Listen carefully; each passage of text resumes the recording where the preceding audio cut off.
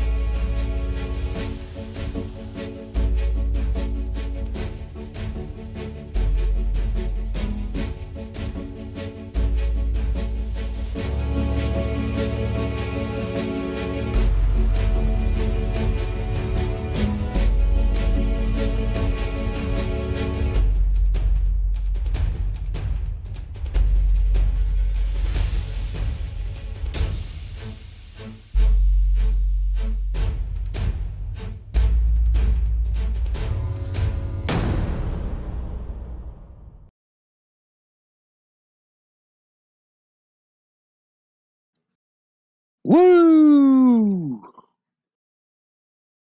Boom! We made it. Today, Thursday festivities. It is March the 3rd of 2022, and this is YouTube Live.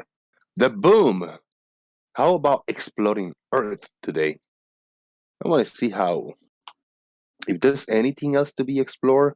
How is this beginning of exploring and expanding the knowledge about where we live? I hope it's gonna be interesting. I got a nice video clip to present over here like the other day. But first, big shout out and thank you all for being here. Please hit the thumbs up under this video. If you wish to support by doing so, you can also help me out via PayPal, Super Chat, or membership. I would really appreciate if anybody can hit me up with a little something. And share the show, which I am going to do right now. If I go to my channel, if I go to this video, I'll copy the link. I will tag everyone on Discord and tell them that we are live. Throw a link in here. Hopefully we get a lot of traffic going on. Lots of participants in the Discord server. We already got Grubus hanging in here. You're just waiting for me to do my shilling in the top of the show. And thank you for coming in. Thank you everybody for having the bell notification icon on. And if you don't have it, make sure that you got the bell notification icon on. So when we are going live, you are here with us. Big shout out to the frog family. We got lazy eyed frogs, mama frog, and baby frog on the squeaky earth. I'm gonna squeak it. There we go. The earth is populated by frogs. Just in case, the earth is squeaky and is populated by frogs. How about that? You all know that fun fact about where we live in? It is kind of crazy that we live here. Big hello to everybody on YouTube land. RT96 says boom. Real Cygnus. Yo. Hey, start typing something. Pop in the YouTube chat. Say hello. Say what's up. Farmer's Boy. Look out for the hump. Devil's Advocate. What's up? Anamorphic Mind. How you doing? Steve. Jamongoose. John Hansen, the man. What up? Hey, you're not first, but you ain't last either. It's good. Fred Bailey, bloody noisy frog. Sorry. Deal with it. And Earth is life. Good to see you all. I woke up, I still not 100% good. I got this not too good. Little stuff in the nose. little crackling in my throat. I got a frog on my throat, stuff in my nose too. But I'm okay. I'm surviving. I'm excited today because after the show and yeah, at 4 p.m. today, I'm gonna go watch The Batman. I'm looking forward to watch The Batman. I'm a fan of superhero movies, and this one, I'm approaching it as not a superhero movie, but just a Batman movie. This really dark creature, darker than the night. And this is not a good old Batman when he's all in and he's been Batman for a long time. No, this is a fresh Batman, like in year 1 or 2 Batman. He is solving crimes. What is Batman? Batman should be in the scene of the crime, finding clues and solving crimes. I think this is that Batman movie where he is hands on, but he's greedy. He doesn't know how to control himself. He is fighting his inner demons, trying to separate this Batman from the Bruce Wayne. I think it's gonna be fucking magnificent. I'm gonna enjoy it a lot. Yeah, there you go. Like Adam West Batman. Yeah. So I think this is gonna be this down to earth like could happen in the real world Batman. Even the Dark Knight, like the Christian Bale Batman was the more grounded of them all, but still had a lot of fantastical elements to it. I think this one Batman, Matt Reeves Batman, is gonna be the more grounded to earth. Like I say, like the Joker, the Joaquin Phoenix Joker was more of a down to earth. He didn't have a lot of fantastical things on it. I think this Batman could be taking that type of approach in the real world. Good times, good times. So, farmers, what have you heard about this new movie, The Batman? Anything? In all honesty, I've heard mixed reviews. Really? Right? Yes. What have they Yes. say? It's dark, not as in the end of the film, but it's dark and gloomy and wet and yeah. Some people have said it's good, and some people have said it's crap, and I think it's one of those. It's going to be a case of go and see it for yourself. Hell yeah. But yes, I've read all sorts of reviews on it. So who knows? You could walk out of there and go, "What a pile of old shite," or you could walk out of there and go, "Best Batman film ever." I mean, Good, good. Yeah, looking forward for it. I like the trailers I see, and I'm not expecting a lot of fight scenes and fight stuff. I actually expecting to go and watch a movie uh Seven solving yes, crimes. That type of movie, like yeah, like kind of more of a mind type of game, finding clues. Like holy shit, we gotta see what's going on, try to tie the knots and find the little missing links, and it's developed like slowly but surely. And I think it's gonna be captivating, somehow entertaining. That's what I am expecting it to be now. And then Batman will be in it, like this weird guy with the costume of Batman, like in the middle, like what the fuck, man? It's gonna be a little strange. I think I'm gonna like it. I tell you what, grabbed my interest is when they said that Colin Farrell is going to be the Penguin. Yeah, he is. I know. He don't even look like him. I know. I know you probably won't recognise him until he starts talking. But I just like the idea of Colin Farrell, who I think is an incredible actor as Penguin. No, I heard somebody criticize like he actually. There's very little of Colin Farrell, sound on him either. There you go. He sounds like he got like the New Jersey accent, like I don't know, some weird accent. He don't even sound like him. He don't look like him. He don't sound like him. That's good. I like it. I heard that the performances are good. The one kid, the Robert Pattinson, he actually acts the part. He is like a weird, this weird character. The Gordon guy, the Kravitz, the girl from the guy that plays the Riddler. He's a really good. They say he's one of the best actors in the actual movie. And the Alfred guy, I like him. This because that's Andy Serkis, isn't it? Andy Serkis, yeah, I like him. The gritty voice, the look. We don't usually see Andy Serkis, do we? Because we usually see him under a layer of CGI. Yeah, Yeah, we see his characters. Yeah. We hear him. Or his sounds, and we see his movements, but we don't see him usually. Correct. Yes, Yeah, he's either Gollum or he's an ape or yeah. what. I mean, yeah, you very rarely get to see the guy himself, do you? And he's a tough actor. I like him, like in the Avengers, the Black Panther thing. He's good. His parts are good. He's in the Black Panther, and he's like this bad, mean guy. Good Yeah, times, no, man. you look at that and you think, that's got the makings of a good film. So hopefully they haven't screwed it up. But Yeah. yeah, Finally, acknowledgement of the eyeshadow behind the mask. I like that in the trailer, the first trailer that I threw over a year ago.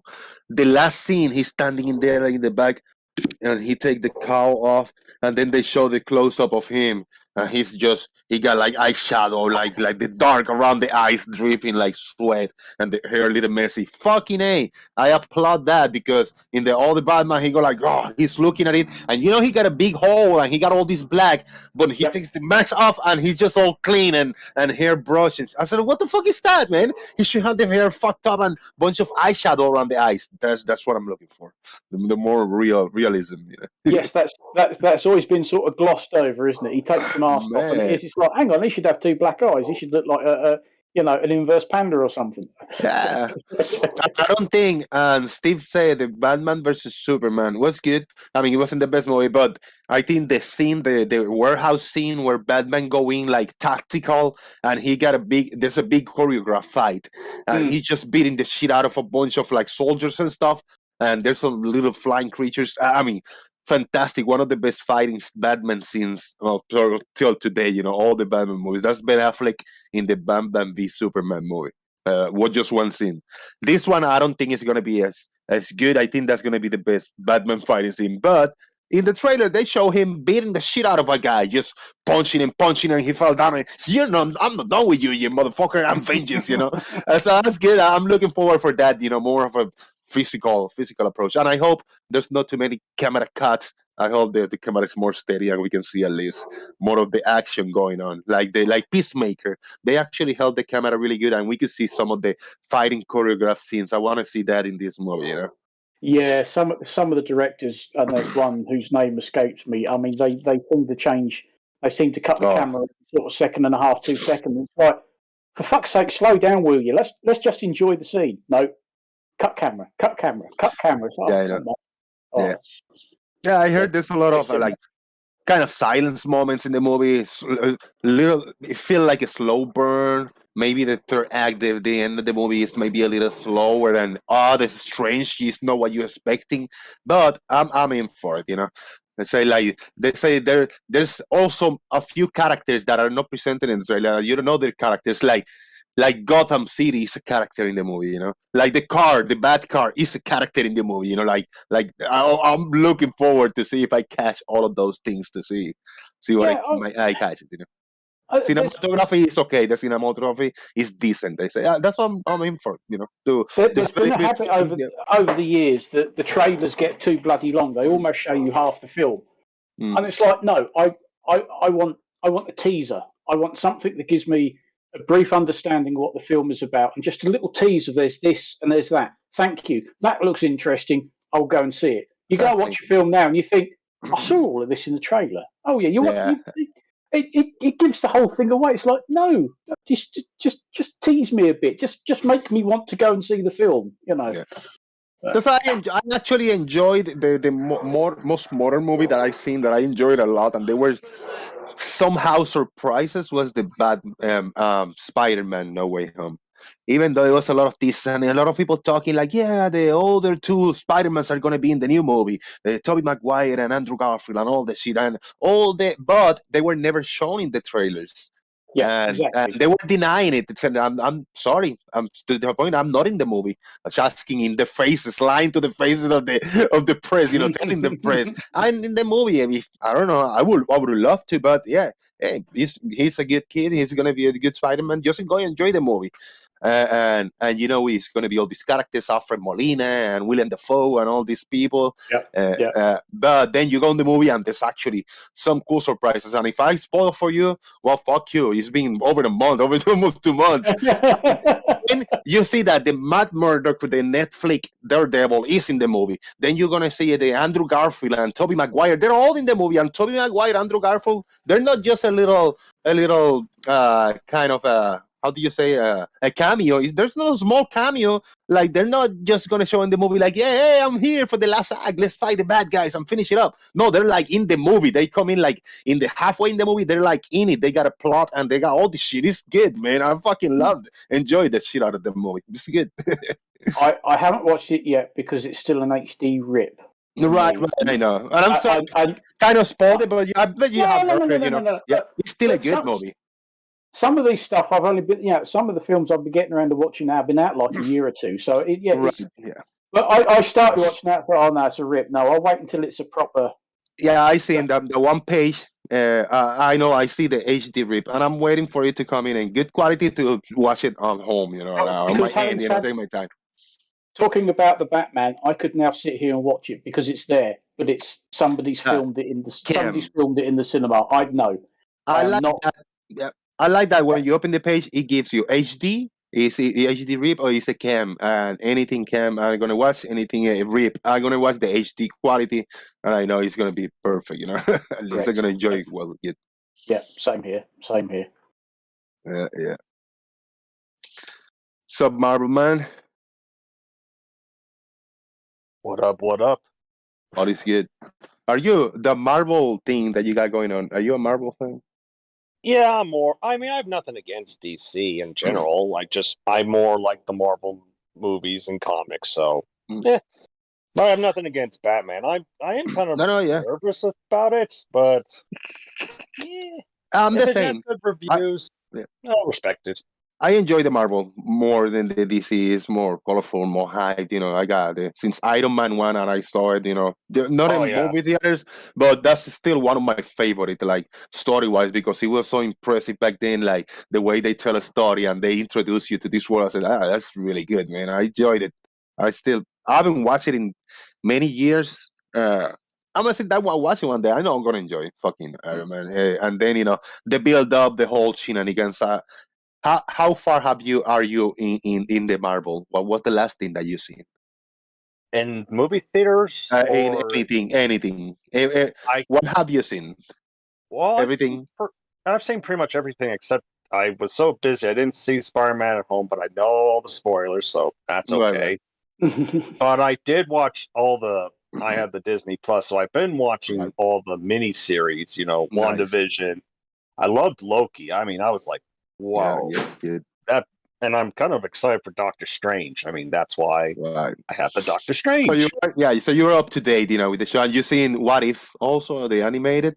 Oh, I loved that. That's good. Yeah, I actually enjoyed the WandaVision. I enjoyed it. Not as one episode or two, but as the whole season as it progressed, and the theories and speculations. I enjoyed that ride on the WandaVision. Oh yeah, thing. Yeah. Falcon was really good. The Winter Soldier, it was a good, short, weird type of show. Yeah, that one got a little weird at the end. I was like, what the? Yeah, it was alright. Yeah.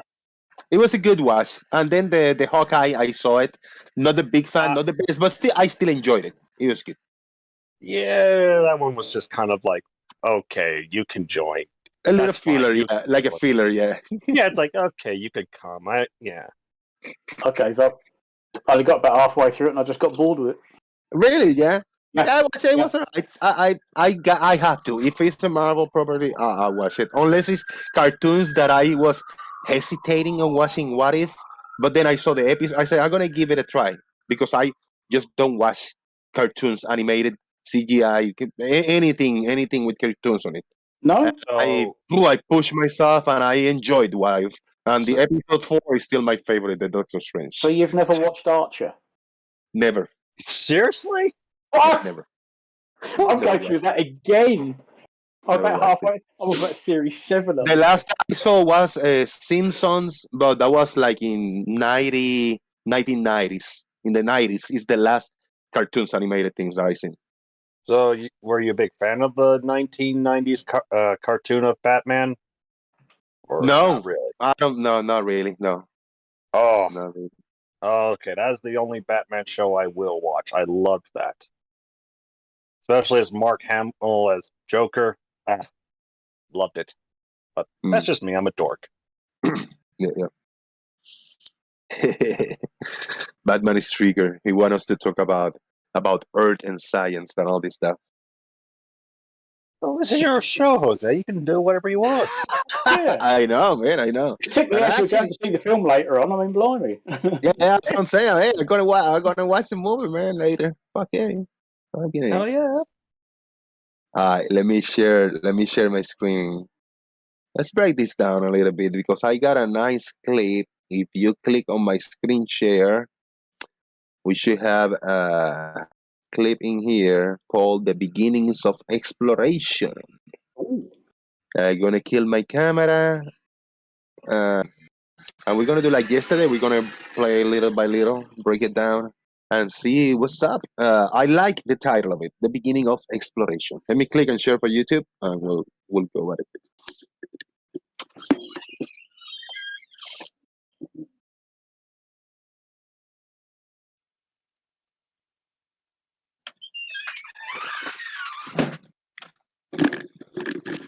All right. Remember, everybody watching, thumbs up, share the show, and support however you want, however you can. Let's have this "The Beginning of Exploration" by Encyclopedia Britannica, 1965. What do you guys think it's going to be? The Prediction. beginnings of exploration. What's over there? I don't know. Let's go and have a look. Prediction, is it going to be something modern? Is it going to be something old? Is it going to be kind of a history on where everything began? What do you think it is? Yeah, I think it's going to be a bit of a history lesson. Being an Encyclopedia Britannica property. Well, yes, that I think gives it away a bit, but and it's the sea because that's once you've explored the land or what land you can explore, you then go get your feet wet. That you heard wasn't me taking a Riley. I was dropping the can in my container thing. Just saying. Yeah, we believe you. Yeah. Yeah, I got it. Oh shit, made a mess. The beginnings of exploration. Here we go. Looking out across any ocean, we know what land lies beyond, or if we don't, a map will tell us. But 500 years ago, if you were standing here, what lay miles over the horizon would have been a mystery, except for the storms and fearful dangers that you knew had taken many lives. Those who sailed out of sight and did come back were the heroes of those days, their stories daring and often frightening. Some told of the windless sea of darkness, where sailing ships were becalmed in stagnant water, never to escape. Of seas inhabited by great monsters and human-like figures. Of strange creatures attacking ships and swallowing sailors.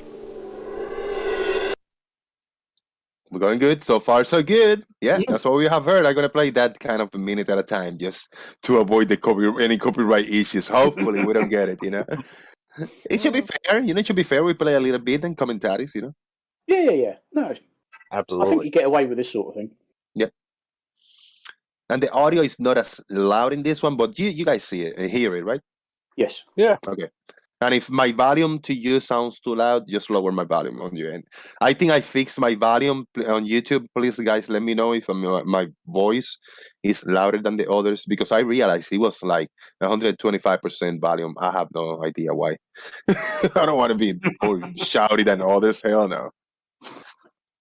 So I got it down to like 90%, just in case to be less than above. No, you sound fine. You haven't got me turning my volume down. Good.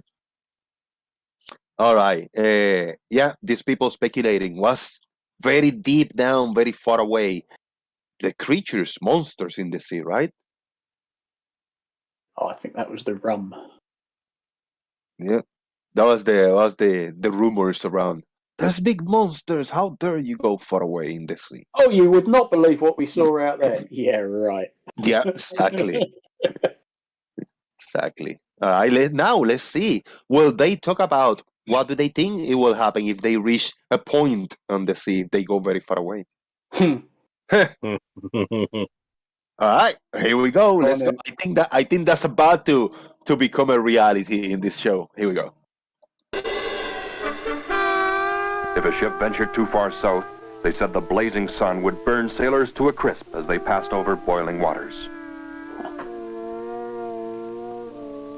Without wind, a ship's crew feared the danger of being stranded forever.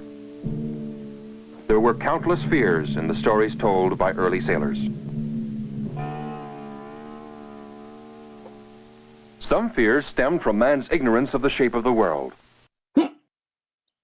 And here we go. I think this is the gravy. So, heads up, people watching. Be aware and ears up. Everybody, shush. Let's see what they were thinking. Sorry. Any thoughts, predictions? What did they think the shape of the world was? They presupposed it's a sphere. I think. Oh yeah, they probably thought it was a sphere. Mm-hmm. All right, here we go. We're gonna play this. It's 1:28. Let me go 2 seconds back. 1:23. Okay. I'm gonna hit play again one more time. Here we go. Some fears stemmed from man's ignorance of the shape of the world. Because the Bible spoke of the four corners of the earth, some mapmakers pictured the world as flat. Others pictured our world as a dome studded with stars. Here a curious traveler pokes his head through to study the complicated machines that were supposed to move the sky. Another idea showed the earth floating on a vast ocean, supported by the backs of 4 elephants and a turtle. Science made an early stab at ignorance 300 years before Christ, when Aristotle proposed a theory based on observation. All right. How about that? So far. The turtle moves. We have 4 corners. We had tortugas. We had a dome, stars. They were figuring out what is the mechanism going on with this star. Yeah, the mechanism was a little off by me, but okay. I'm just going, okay. They actually mentioned Sure. that. Yeah, what's up with this mechanism when if there's this dome, you know? Yeah, what makes all the stars move? But then they got introduced to Aristotle, huh? Mm. Yeah, absolutely. Let's see what Aristotle. Let's see these 300 before Christ. But ignorance 300 years before Christ, when Aristotle proposed a theory based on observation. The shifting of the horizon as one sails, the appearance of new constellations in heaven, and the disappearance of other stars can only be explained if the Earth is a sphere. Only a sphere could throw a circular shadow on the moon during an eclipse. And so Aristotle proposed that the world was round. But this brought new fears to sailors, such as never climbing back over the horizon or falling off the underside. But the dangers of the distant world, the fear of the unknown, kept ships close to familiar shores. Thus, the landlocked Mediterranean, down through the centuries, became the center of a spreading civilization. Just to break down a commentary, avoid copyright issues. Any thoughts, Aristotle? What was that with the little globe and the boat and this lion? Well, it was, as we say, it's simple observations. You don't need to measure anything at all. Just simple empirical observations will give you all the clues you need that the Earth isn't flat. And he was bang on. Yeah, I mean, he was. Yep. You don't need to. You need half of that. No, you don't. Just go and watch a sunset. Go and watch a sunrise. Go and watch the moon rise and set. Yeah, just move around on land and watch things come up over the horizon and appear to drop beyond the horizon. All the clues are there. It's all a matter of how you interpret it.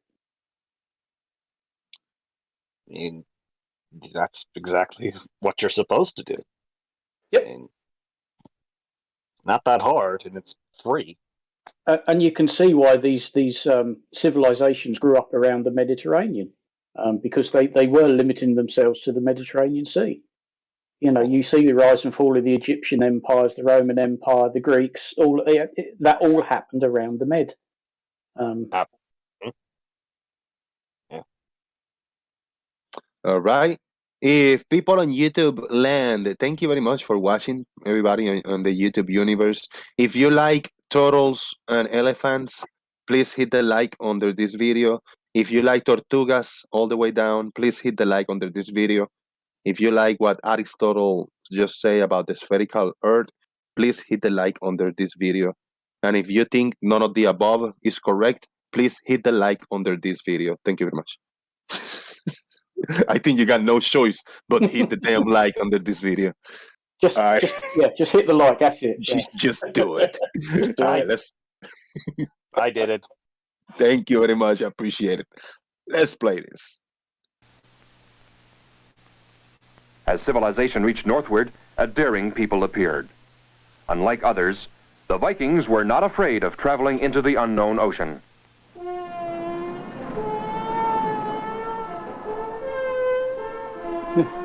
These fearless sea rovers, known as Vikings or Norsemen, sailed near rocky coasts and out onto ocean waters. Their sturdier and lower boats... Dude, well, I don't know, they did this video in the 60s, 65, or in the 60s probably. Look at that, this vessel, bro. They recreated this beautifully. Oh, yeah. This is beautiful, People have been recreating these boats for years. Fucking yeah. They are all into the dramatization of this shit. I like that. Traveled far. One of history's big detective stories has been to know just where they went. The Vikings must have roamed the Atlantic to Iceland, to Greenland, to the shores of North America. Yep. Traces of a colony in Newfoundland reveal the Vikings as the first to discover the New World. Wait, but why they didn't have credit? They didn't get credit for it. Well, no, they didn't. For a hell? long time, everybody said it was Columbus, except he never actually made it to the mainland. I am part Viking, and that's bullshit. We don't get credit. Yeah. Oh, my ancestors were the Vikings. Such a disappointment, man. Why is that? Why isn't that written in a little side note in the history that we are taught as kids? I think it's I think it's coming to the fore more now, but certainly I think when us lot were at school, no, it wasn't really touched upon. I don't remember being told that at school. I know that's a long time ago, but Man, what the hell? All right, let's play this. But this achievement soon disappeared, almost forgotten. Before Europe could take the first lasting step beyond its shores, changes were needed. What were some of these changes? You guys want me to Up pause this time, the at year any point? 1000, all ships depended on oars or a single sail. Warships were long and narrow, carrying below hundreds of slaves or soldiers rowing to the steady beat of drums. Cargo ships with a single sail had to wait for favorable winds to push them in the desired direction. Sea travel was slow and awkward until shipbuilders slowly began to build better boats, because traders now needed ships bigger and strong enough to survive long voyages and bad weather. Cannons came aboard. These floating fortresses could now face any danger from ocean or port. But quarters remained wet and crowded, and the daily rations stale, if not already bad. The sailor had much to complain about. Today confirmed our most dreaded fear. Our crew has been struck down with scurvy. There can be... Scurvy? Yeah. What the hell? that's a lack of vitamin. What's the one? Vitamin C. I think I think it's vitamin C. Oh. Yeah, because their diet on board these ships, if they were out, because they were out for months, if not years at a time, their diets could be very limited. And fresh fruit was one of the problems. Well, Yeah, and I know they had to pickle pickle a lot of stuff, and Yes. We should skip this. I don't think we discuss health issues here. I think we're fine with scurvy. That's good. But you make a valid point, Hey, yes. thank you, man. I appreciate that. Fucking hell, I didn't know good, that was. yeah.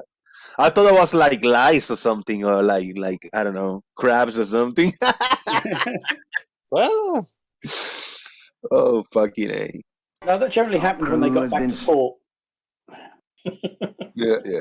Struck down Oh, with yeah. scurvy. There can be no doubt of the ugly sores, swollen legs, bad gums, the shiverings, aye, and the nightmares. How many of us, by the grace of God, will last the journey? But chances of survival were improving. Faster voyages were made possible by more sails. Better designs permitted sailing into the wind.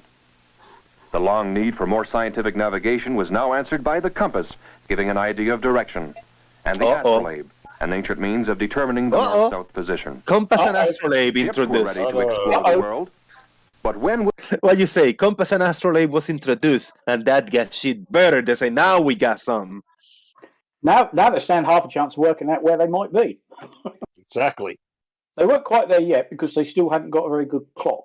But, you know, some information's better than none at all. I'll take it.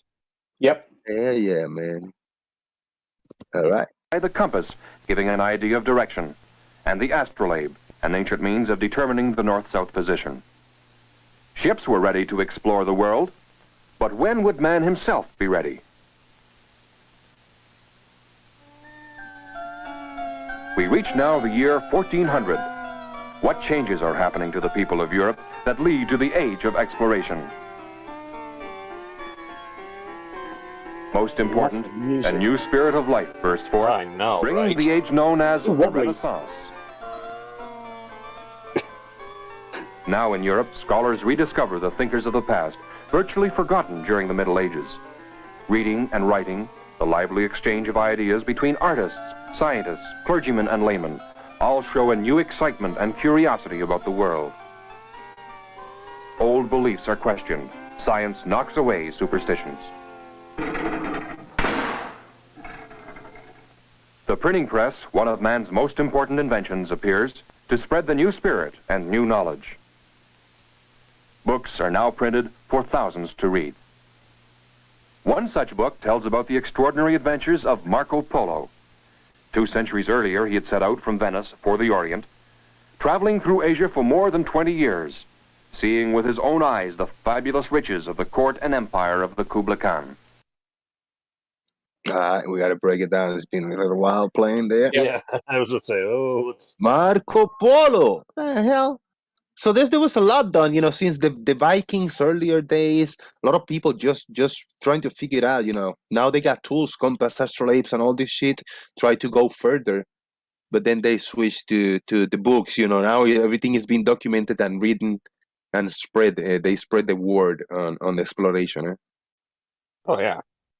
Yeah, I just wanted to point to the fact that he traveled 20 years. That should be a lesson for flat earthers. Don't say I can Fucking A.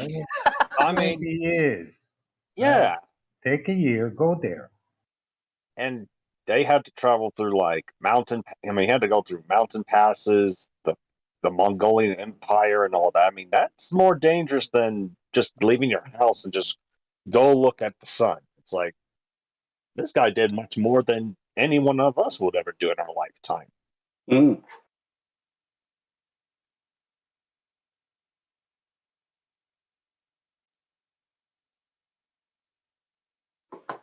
Yeah, though you didn't need a passport back in the day. Just, Oh, no. Oh, yeah, no, there's no passport. That's true. They're just traveling. yeah, bribe. Maybe you needed bribe. And lots of gold. I think that's how it still works in certain parts of the world. Yeah. There you go. No license needed. They're just traveling. Yeah. Marco Polo had returned with a fortune in goods, but more important, his answer to the mystery of where these luxuries came from inspired others to follow his example. Europe was showing an increasing interest in trade goods from the East. The Italian towns of Genoa and Venice profit most, importing to Europe treasures from the cities of the Eastern Mediterranean. To these ports, Italian ships bring fine glass, furs, raisins, wines, and oils. To trade for spices, perfumes, silks, rugs, and jewels.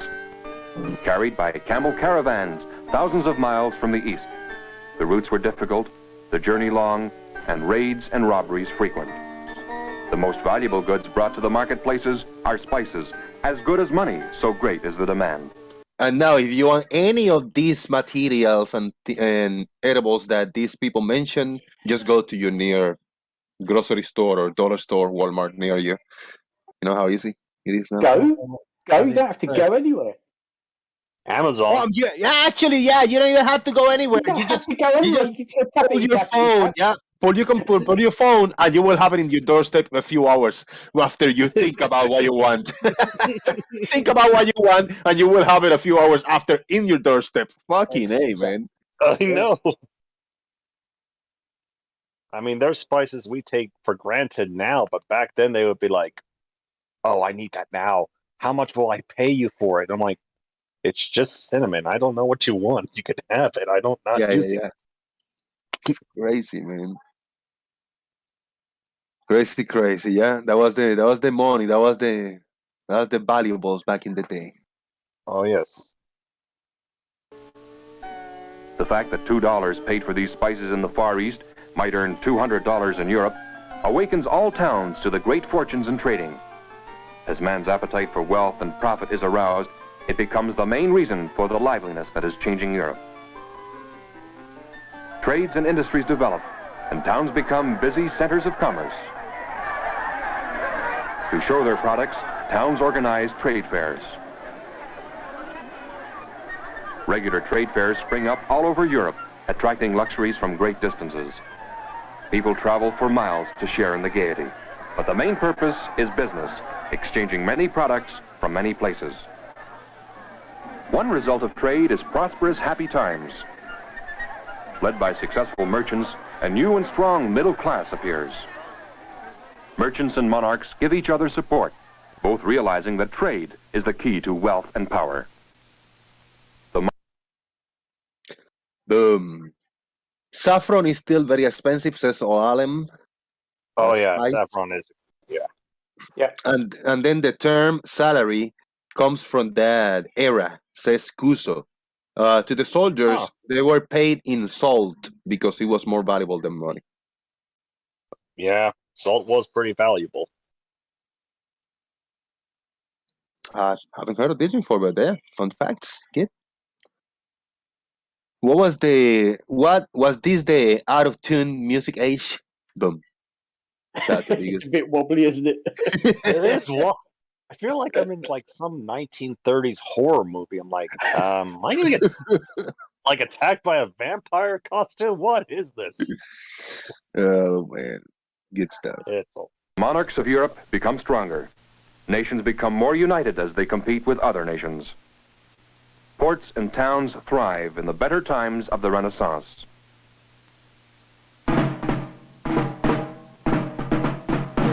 Suddenly, Europe's prosperity is threatened. In previous centuries, Arabs had exerted pressure, but now Europe is shaken by a new danger. The Turks rise to overrun the Eastern Mediterranean. Traders are attacked, travel is forbidden. The Turks close established trade routes and demand exorbitant prices as middlemen. Merchants panic. Another way to reach China and India must be found. And so the age of exploration is underway.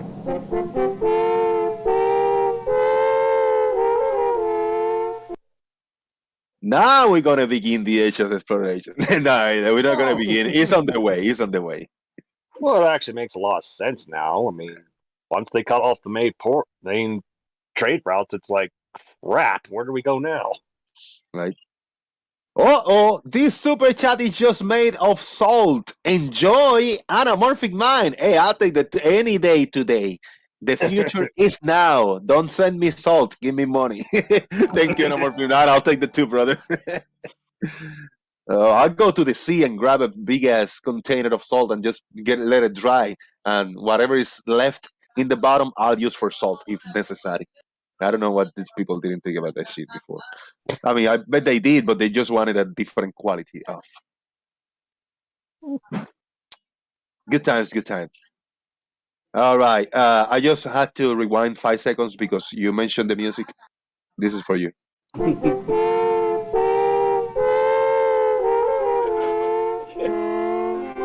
In Portugal, the western limit of the then-known world, appeared an inspiring leader of the age of exploration. Instead of the comforts of his father's court, he chose to live by the barren coast. He believed the ocean might lead to India if man could first overcome his fear and ignorance.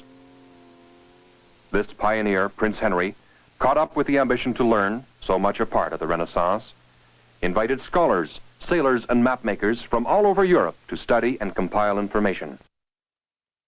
But what is this? They say map makers, and they got this as a kind of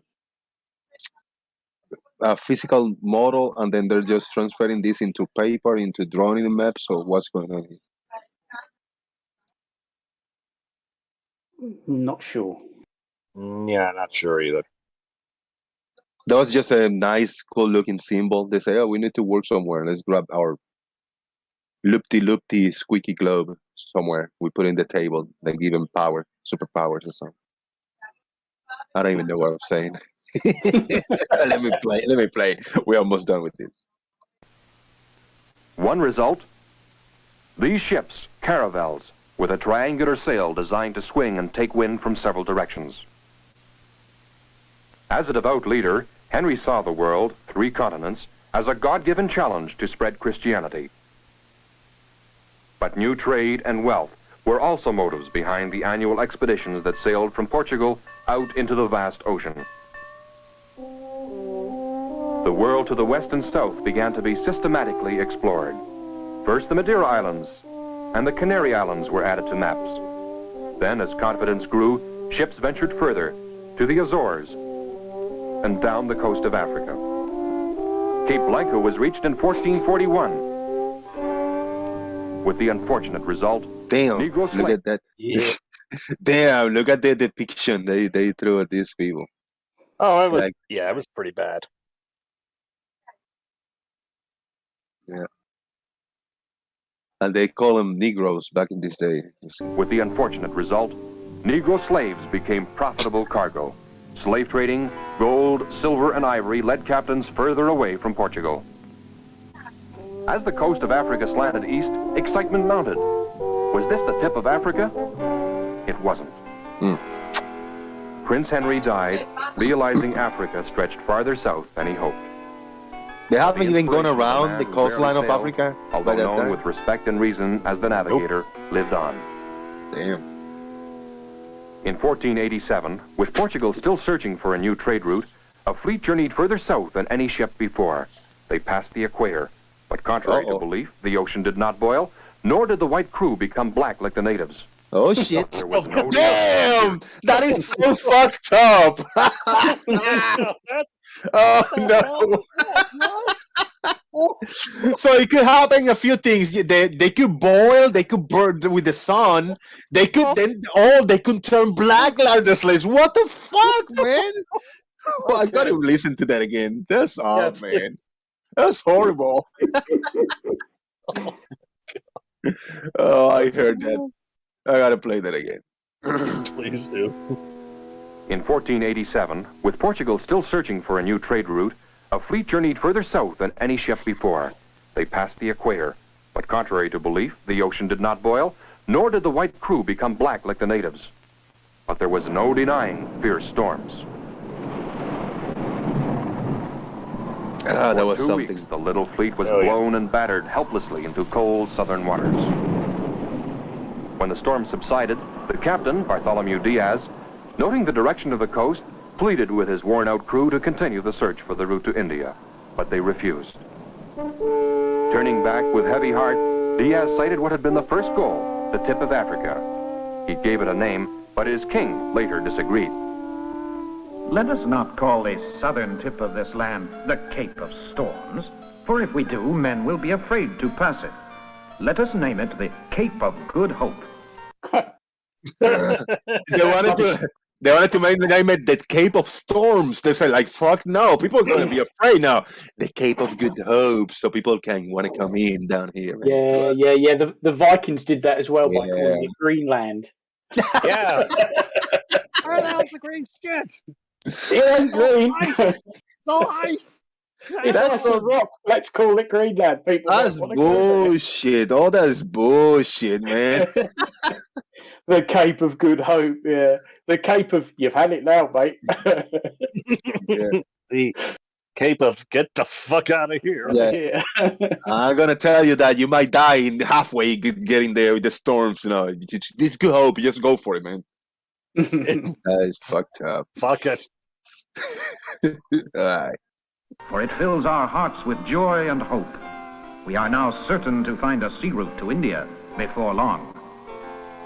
But Portugal took further action only after the voyages by men named Columbus and Cabot showed that other countries were pressing ahead to find a western route to the east.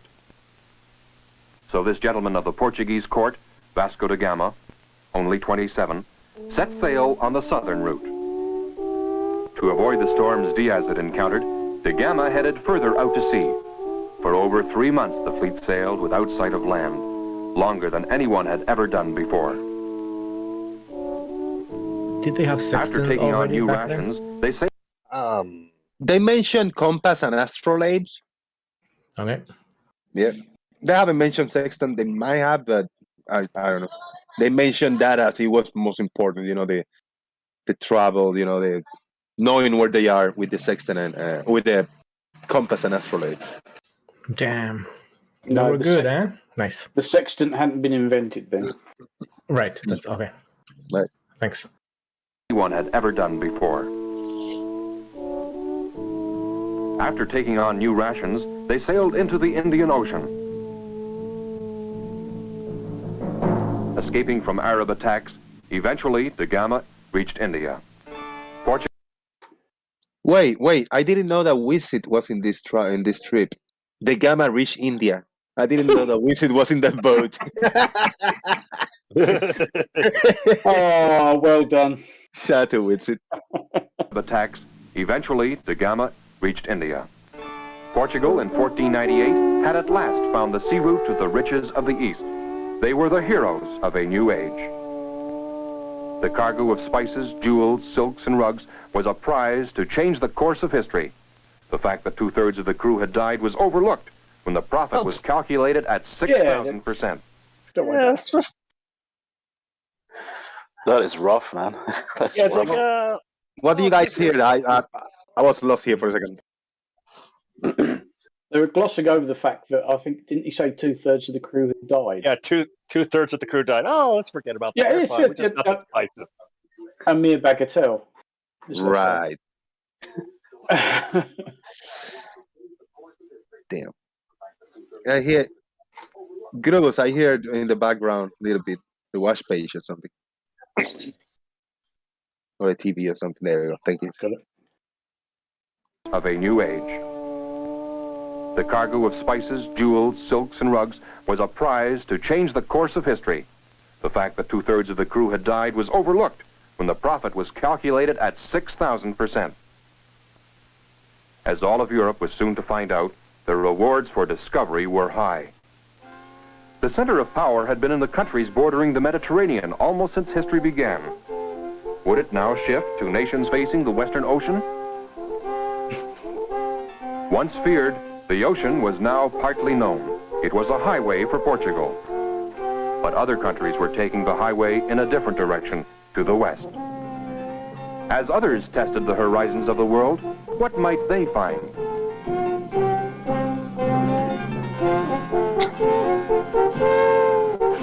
Very cool, very cool. I'm gonna leave the music run in the background. I like it.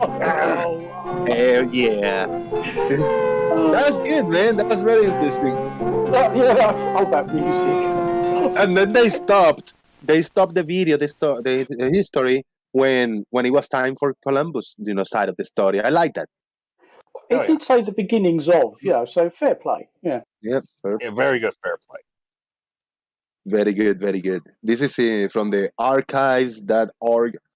I'll share the link of this in Discord and in YouTube. The link is gonna be there. Is what we just played here. Don't go south of the equator. You'll turn black. I know that is one's a new one fucked for me. What the hell? Or as the Red Indian chief says in Blazing Saddles, "Damn, them boys are darker than us." I like that. I got I got one clip I want to share. I had it in standby a few days ago. But I got it right here. Shit. Oh no. Lost. Yeah. No. Don't worry about it. Don't worry about it. Okay. All right. One clip I want to share. I had it. There you go. Let me. This one is a little bit. Let me see what this is. I know I saved it because I saw something. This is an old school NASA eclipse from 2010. Orbiting the planet, a spinning Ferris wheel, a yo-yo trick called Around the World, the International Space Station. They've all got at least one thing in common. Find out how they all come full circle next on Real World. Find out how they go. Come on, full circle. Strange speech. This is called centripetal force. How about that? The opposite to centrifugal force. Yeah. One flings you out, the other one pulls you in. Should we give it a kind of a watch, entertain it? Yeah, why not? Yeah. Why not? We're on a roll. Yeah, all right. Let's see it.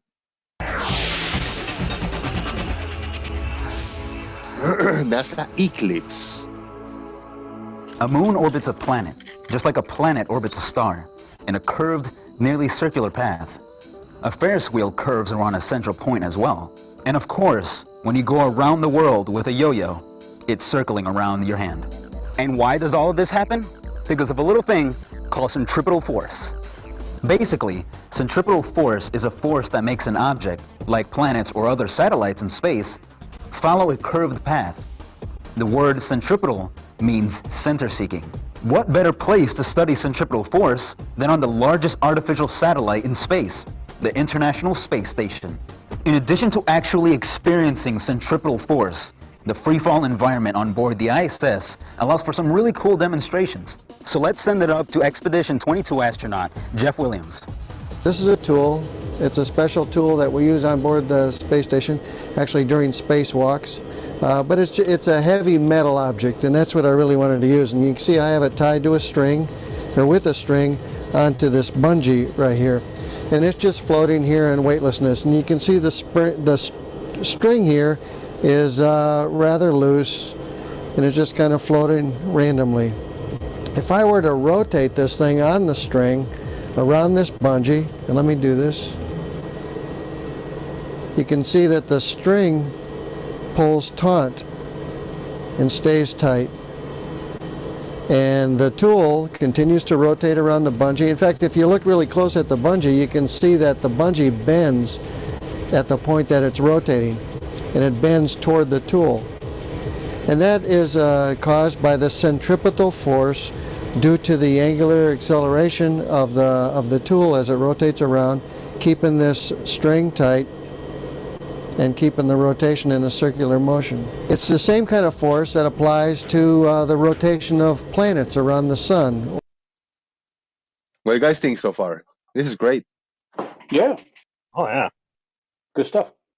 Giving his analysis and interpretation and explanation on what centripetal force is. With a demonstration on the ISS. How is he doing this? I mean, it's just, I don't know. I need some explanations to do from the non-global believers, from the non-space believers. Good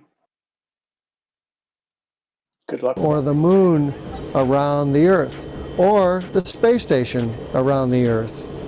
But you might notice that neither the moon nor the ISS is attached to Earth by a string. and they still orbit. Why is that? Well, think about this.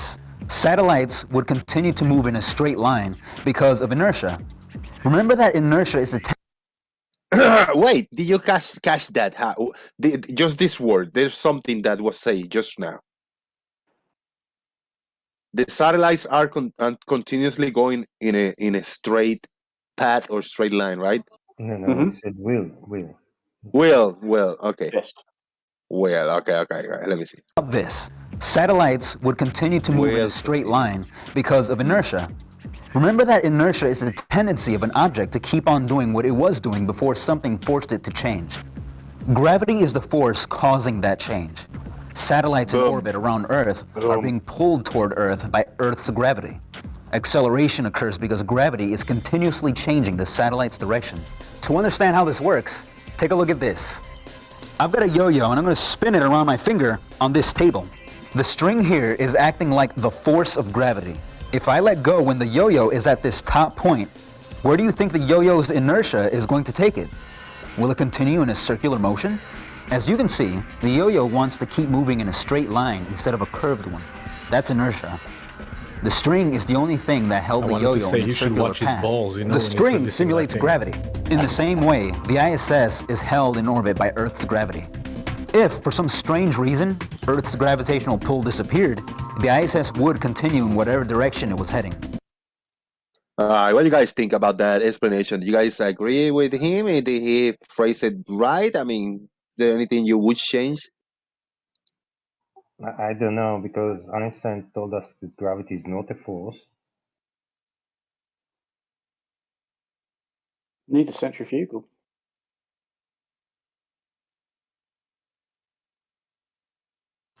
Well, you can say gravity is a result of a force. No? No, the other way you can say it. It's an emergent force. Emergent force. But you can think of it as one. It falls in exactly the same category as centrifugal force. And I don't see any flirters saying that centrifugal force isn't the thing. Because we all know it is.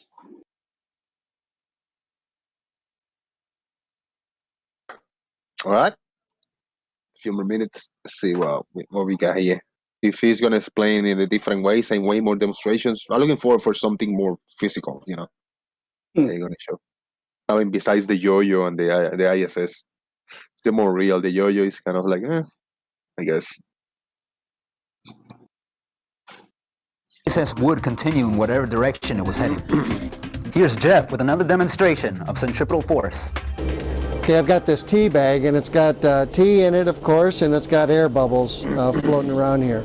The bubbles don't rise to the top in the absence of gravity in this weightless environment of the space station. But if I were to rotate this, and let's see if I can rotate it and keep it. I think this is going to be good. I think this is going to be a cool demonstration. What do you guys think will happen when because there's no bubble like going to the top of this, you know, to a specific side. I know there's a little bit of air spread around. What will happen if he decides to start turning on this, spinning it around in the air? If he's giving equal force, it will just rotate around itself, right? If it gives equal force to the, I don't know, to the thing. But the air inside it, what will happen with the air inside it? It will accommodate at the center. Yep. Oh, prediction called by Shaik. Yeah, the center. What do you guys think? Do you agree with that? Maybe? Oh yeah. All right. Who's smacking the shit out of the keyboard over there? Here we go. Let's try this. Sorry, I thought I'd mute. Let's see what he got. Of the space station. But if I were to rotate this, and let's see if I can rotate it and keep it in your view of the camera. Let's watch what happens. If you look really close, you'll see the air bubbles starting to coalesce in the center of the tea bag. I'm going to try one more time. It's beautiful, that was. There's the bubbles so throughout the tea. That really If I rotate it, Look at that. You can see it for me. The bubbles coalesce to the center of the T. Beautiful. And eventually That is form a just circle. awesome. I I don't understand why the wires are though. Yeah. Why do they do that? Because of the centripetal force. What was that? What do you think? It's awesome. I would be doing that all day if I was up there. Be like, what am I supposed to do again? Oh, I don't care. Yeah, that's great. My schedule. What? It's great. As the bubbles spread throughout the T, and if I rotate it,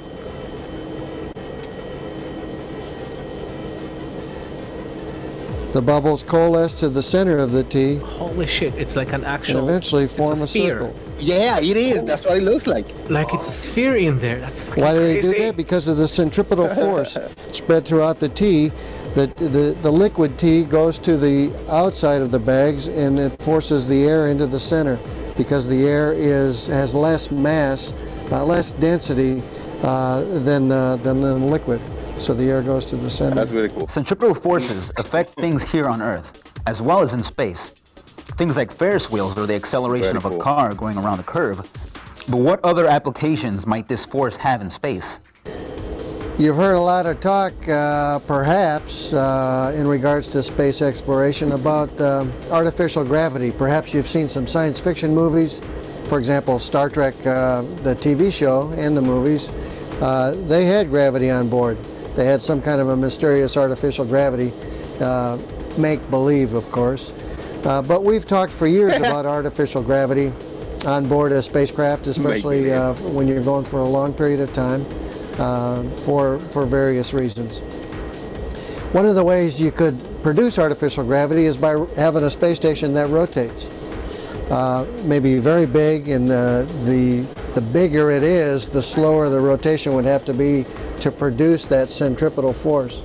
Jeff said that the bigger the station, the slower it would have to spin to create the centripetal force needed to make that artificial gravity.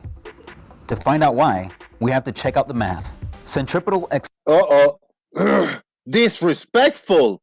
How dare you? Math shit. Math, the flat earther's most dangerous enemy. Yeah, if flat earthers hung around until this point, the math would definitely have scared them away. Shame on you, say math. Oh man, that's crazy. What? Who is that? That's Rufus. Doofus, what do you think about that? The bubble, that thing. That was cool, right? Oh yeah, That's a good demonstration. Yeah, very cool.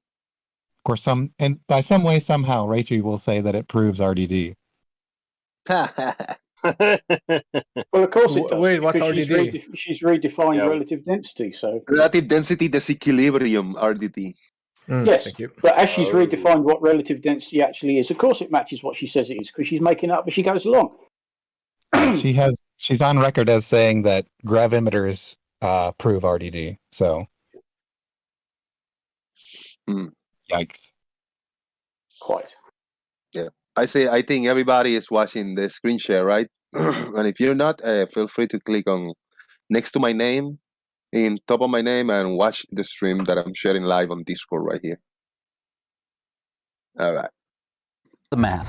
Centripetal acceleration is equal to the velocity of the object squared, divided by the radius of the object. Spin is velocity divided by radius. The radius is the distance from the center of the circle to any point on the circle. The spin and size of the radius are actually in inverse proportion. How about that?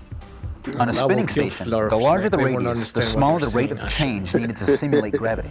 Theoretically, you could do that. Theoretically, you could take a large station and produce through centripetal force sort of an artificial gravity to keep everything in its place.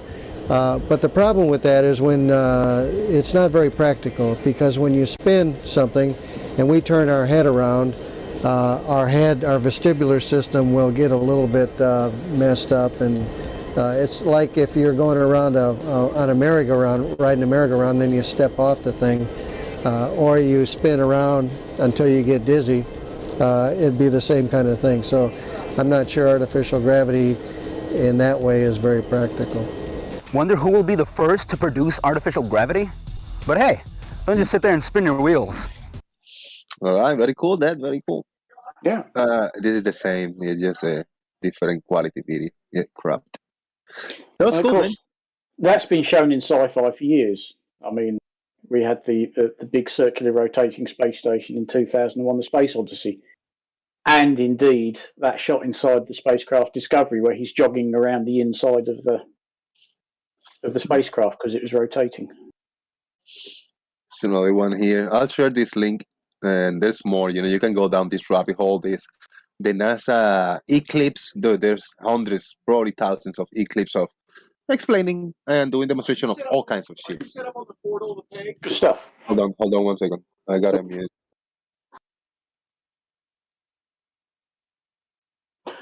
Or you have magnetic boots.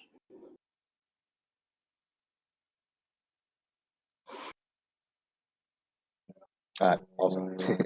Hey, bros. Lunar power plant. What the hell? What is a lunar power plant? They are talking about putting a power plant up on the moon's surface when they start doing all the moon stuff and the exploration and everything else. Oh, Rachi is here. Hold on, Rachi. I got a demonstration here. This guy did a demonstration. Let me full screen it for you, just for you, Rachi. What do you think about this?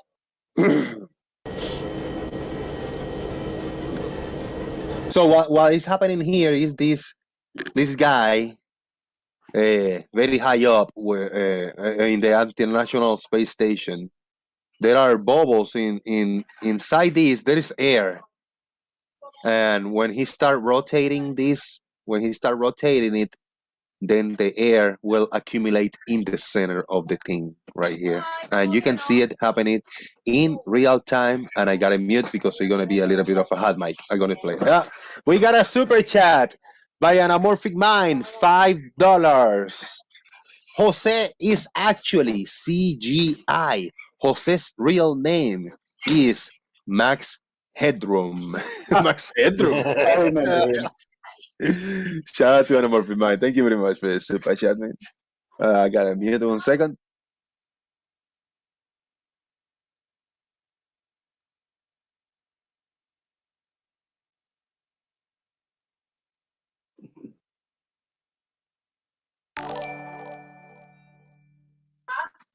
All right, Rachi, you watching? I'm going to play this one more time. Gravity in this weightless environment of the space station. But if I were to rotate this, and let's see if I can rotate it and keep it in your view of the camera. Let's watch what happens. If you look really close, you'll see the air bubble starting to coalesce in the center of the tea bag. I'm going to try it one more time.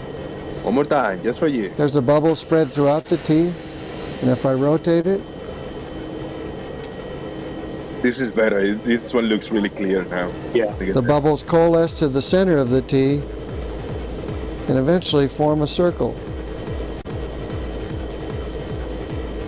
Why do they do that? Because of the centripetal force spread throughout the tea.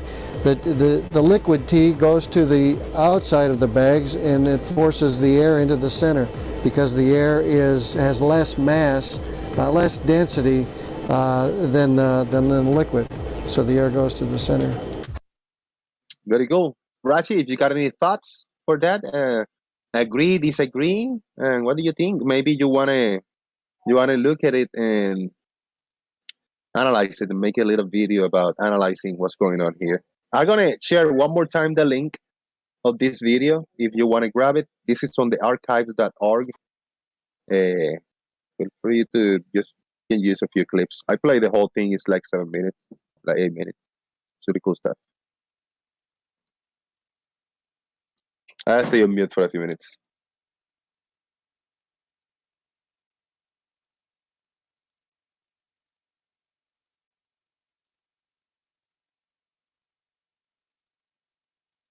That demonstration with the teabag is cool, but that is pretty cool, isn't it? Personally, I preferred the other demo because, well, same with that teabag thing. Regardless of the demonstration with the bubble, just what the bag itself is doing is impossible. You know what I mean? As in, it's impossible on Earth. But correct. Even more so with the bungee thing. That he puts so little energy into getting it moving, and it just keeps spinning and spinning. That's just excellent. I think that's This one, I got it. I got it on the screen right now. If you want to watch the screen. Yeah.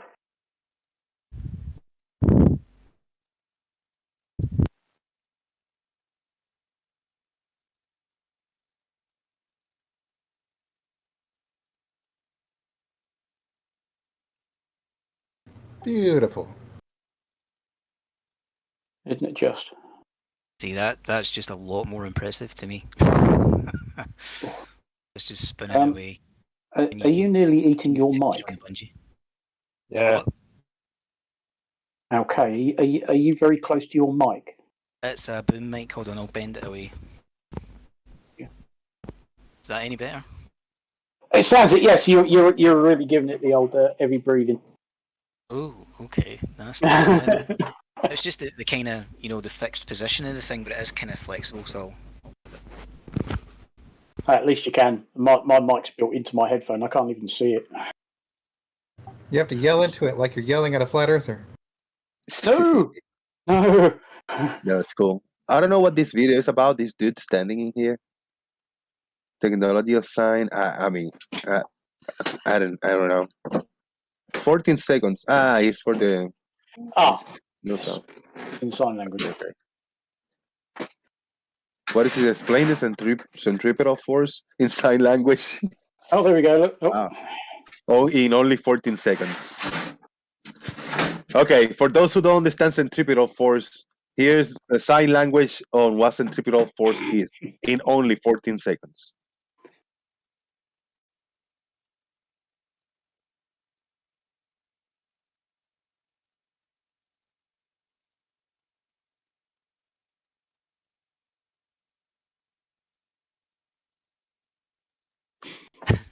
Thank you very much. Said it better myself. As someone who does not understand sign language, that made as much sense to me as any explanation I've ever heard from a flurf.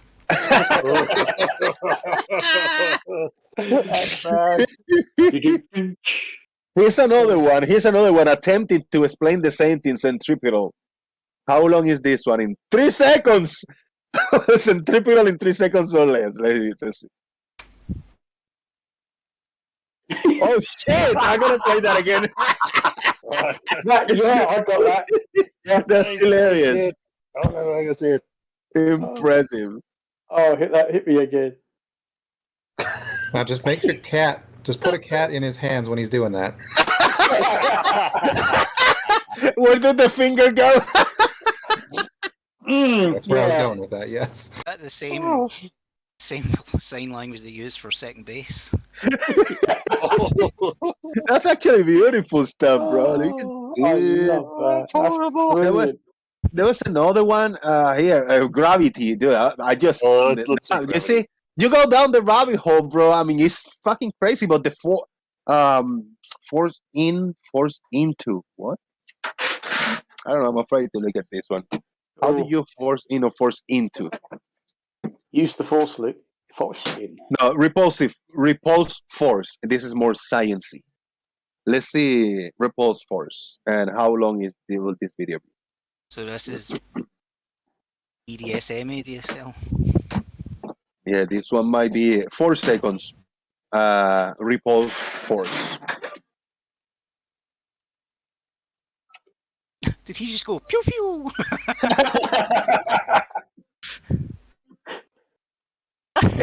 He did. He's been watching Black Books, hasn't he? So repulsive. This is great. Air Force. Oh, blimey. Air Force. We go. What?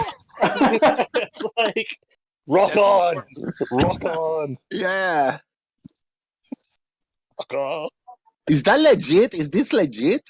I hope. Oh, here it is. It's not rock because he had his thumb out as well. That kills it. Here is gravity force. Gravity force. This is great. In 9 seconds. Okay, this one is a little more complicated. It only takes 9 seconds to explain gravity force in sign language. And here we go.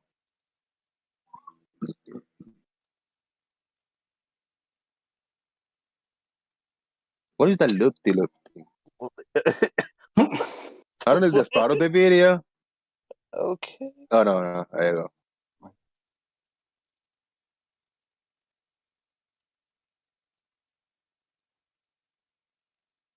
How about that, man? Okay. Dude, this is great.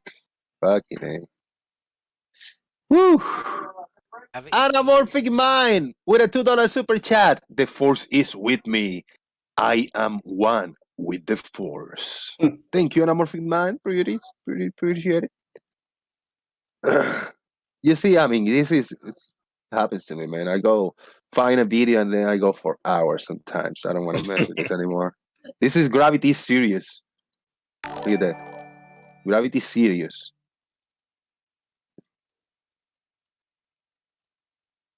I guess that's more like it's not talking about the force of gravity.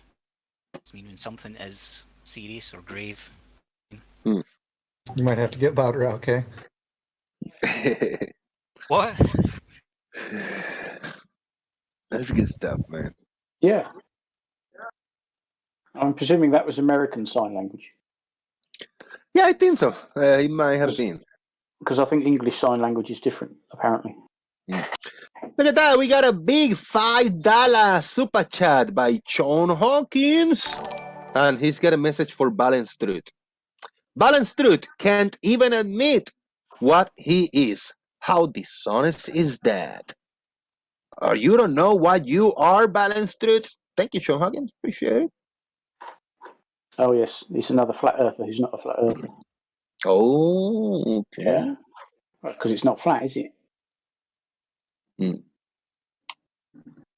I guess he's not. Uh-oh. This is a Space Odyssey? Yeah, that's the space station in 2001, the Space Odyssey. And, of course, it's turning to create gravity in those outer hoops. There you go, circa 1968. And inspired by that, the astronauts on board the American Skylab space station tried to do the same thing because it was big enough on the inside that they could try and run around it.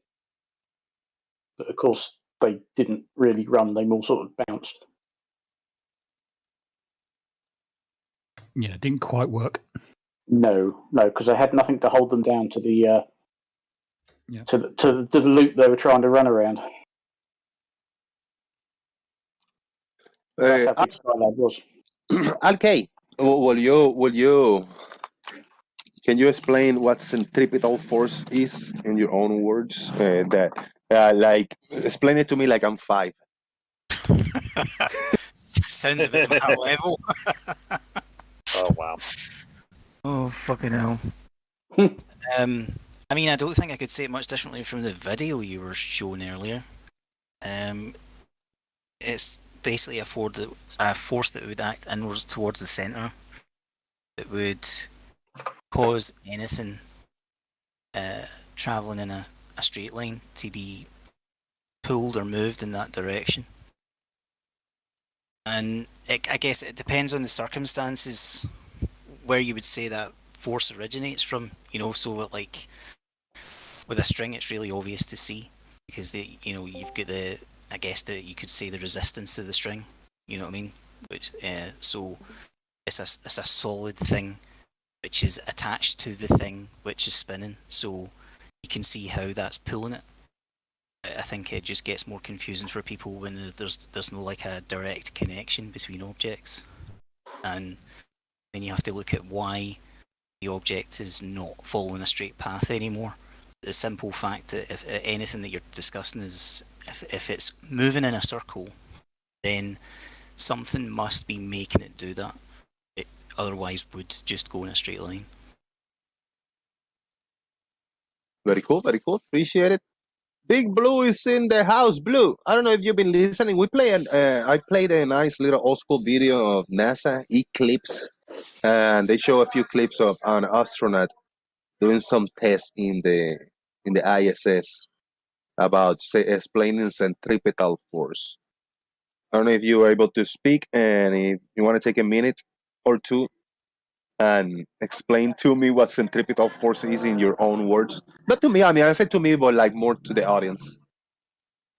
Well, I think Al-Qaeda did a pretty good job of describing it just a minute ago. Centripetal force. Well, we know from Newton that objects in motion will want to remain in motion and moving in a straight line unless another force acts on them. If you want an object to move in a circular motion, you've got to apply a force to it to cause it to do that. And that is the centripetal force that's directed toward the center of the rotation. The reactionary force, that's the real force. Centripetal is real. Reaction to it is centrifugal force. That's what we feel pushing us out against the car door when we're going around a curve. But nothing is actually pushing us, is it? There's nothing there pushing on you, yet you feel that. That's a reaction to centripetal force. So. Yeah, good. Appreciate it. It gets tricky in the big scale of a planet Earth, with the orbits and stuff, I mean, it doesn't get tricky. You just have to be able to think in 3D and visualize that there's a force in there, It's just not going to be, if you throw something, it's not just going to be going straight because there's a force acting on the object that you're throwing, or it's just going. It's like the ISS. Is the ISS going in a straight? I mean, it's not in a straight line. It's going level, right? It's orbiting level with the Earth. Is that a fair way to good way to say it? I guess you could put it like that. Yeah, you're roboting really bad for me, Jose. Oh shit. Sounded okay there. I think that. Go ahead. So you want to repeat yourself, Jose? So let's see if Blue can hear you. The ISS orbiting around the Earth. Can I say the ISS his trajectory is level with the Earth? I don't know if somebody want to ask him, because like. Well, I can hear you fine. So if Blue's having problems, I can hear you. Just want to give him a chance and see if he can hear you. Yeah. How about now, Blue? You check Mike? Yeah, I get parts of it, Jose. That's weird. I know you were talking about the ISS orbiting, but I'm not sure what the question was. ISS orbiting level with the Earth. ISS is level with the Earth. Level with Earth. That would be an odd way to put it. I don't think I would describe it as level with Earth. The orbit's not perfectly circular in the first place. So it's not maintaining the same distance from the Earth to the ISS at all times. It varies. That's right. No, it is slightly elliptical, just very slightly. Yeah, all orbits are slightly elliptical. True. It's about almost impossible to get a perfectly circular orbit. It may be impossible. I'm not really sure.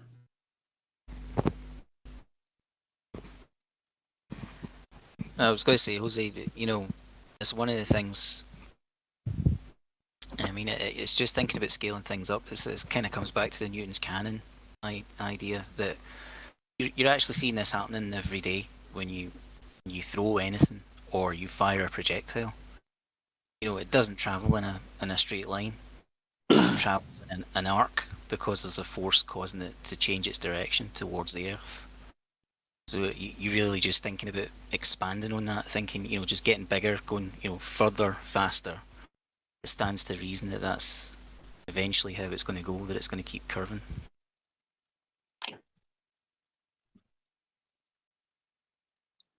Well, yeah, I hear you. Cool. I want to give a big shout out and thank you everybody for checking in YouTube land. We're still on, and I got there's a clip over here with the Canon clip. You're gonna it's a mute anyway. is I played it. I don't know if it was yesterday or the day before. There was one clip with the example with the cannon. So if the buffering want to work with me, we'll get there. Refresh and see. It works. Oh, was that the one I read out for you? Yes. This is one of the downsides to a free service that minimizes monetization. The buffering and all this stuff. Yeah.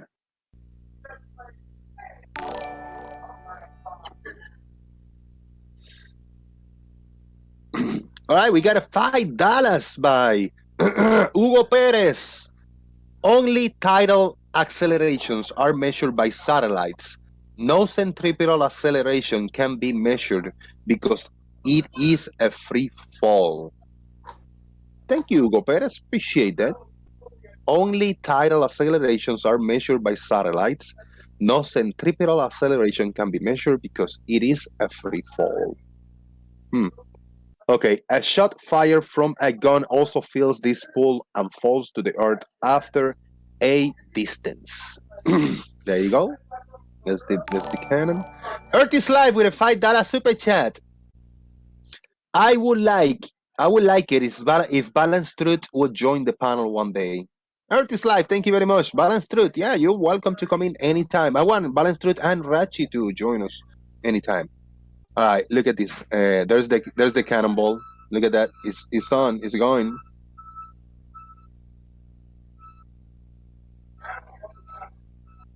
How about that?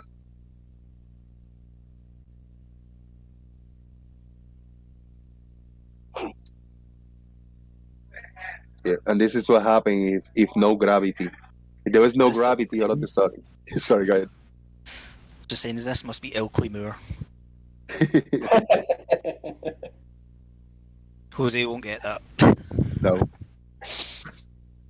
Oh, that would happen to Earth if there was no gravity. Yeah. It's crazy. I gotta go take a Riley. I'll be back, but first, let me read this big super chat by Tommy Grombo. Hell yeah! Thank you for the 100 Nokias, Tommy. Appreciate that.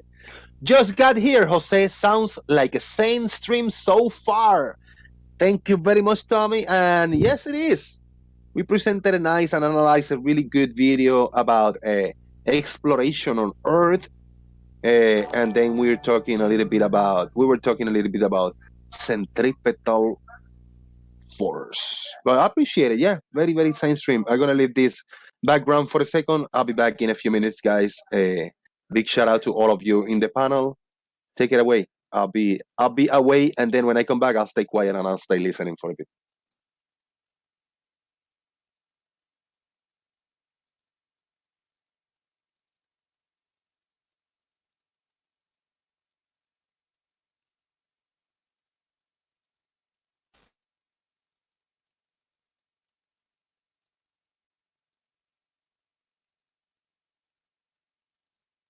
If I was to share my screen and Jose's not here, it's not going to go through, is it?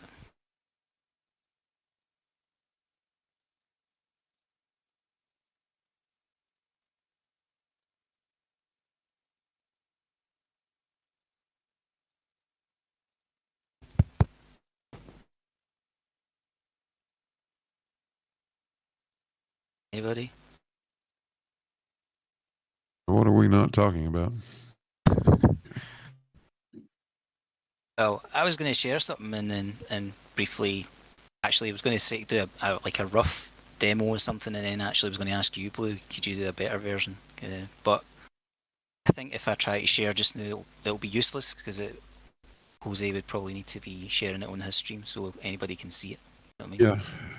Yeah. So, waste of damn time. I think I'd be able to see it. You guys might be able to see it. But I'd be able to see it, but YouTube wouldn't be able to. Yeah. Damn. Oh. Jose will fix it when he gets back. In Discord. So when do you think Balanced Truth is going to show up on the panel? never.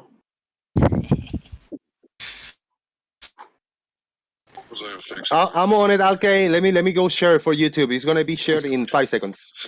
No problem. No rush.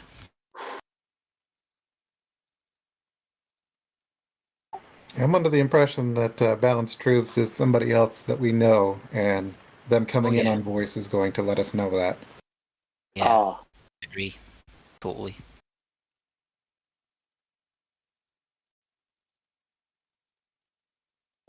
So many chat warriors and sock accounts and Flat Earth. What do you want me to share, okay? You ain't sharing shit. Oh, well, I'm not sharing yet, obviously.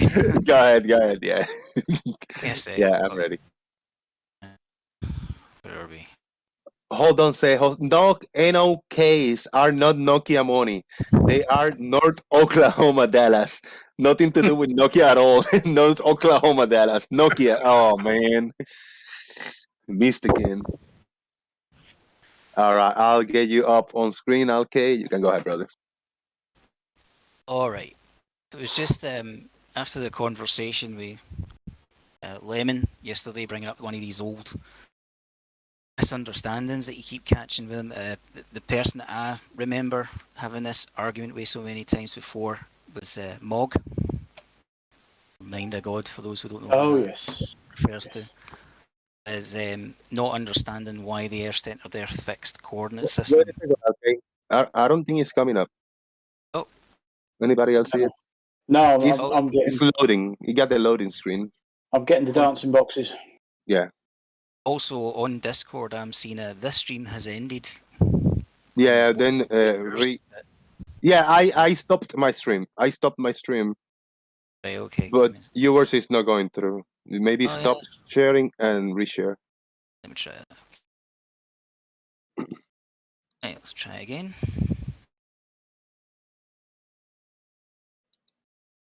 Yay! Yeah, yay. Right. I can see it now.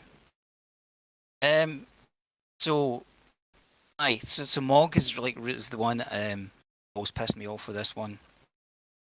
It seems to be because for some reason you can't visualize that measurements would be different between a flat plane and a sphere or spheroid or whatever using the same coordinate system.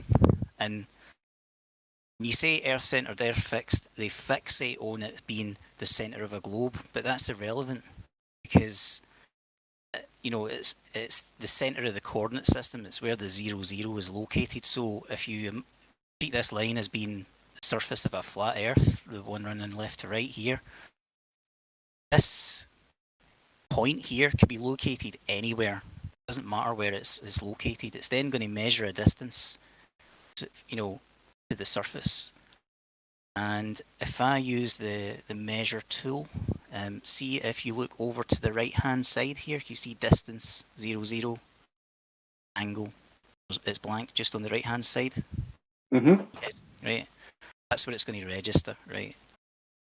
So if I drag a line, it'll show you the measurements there. You see that? Okay.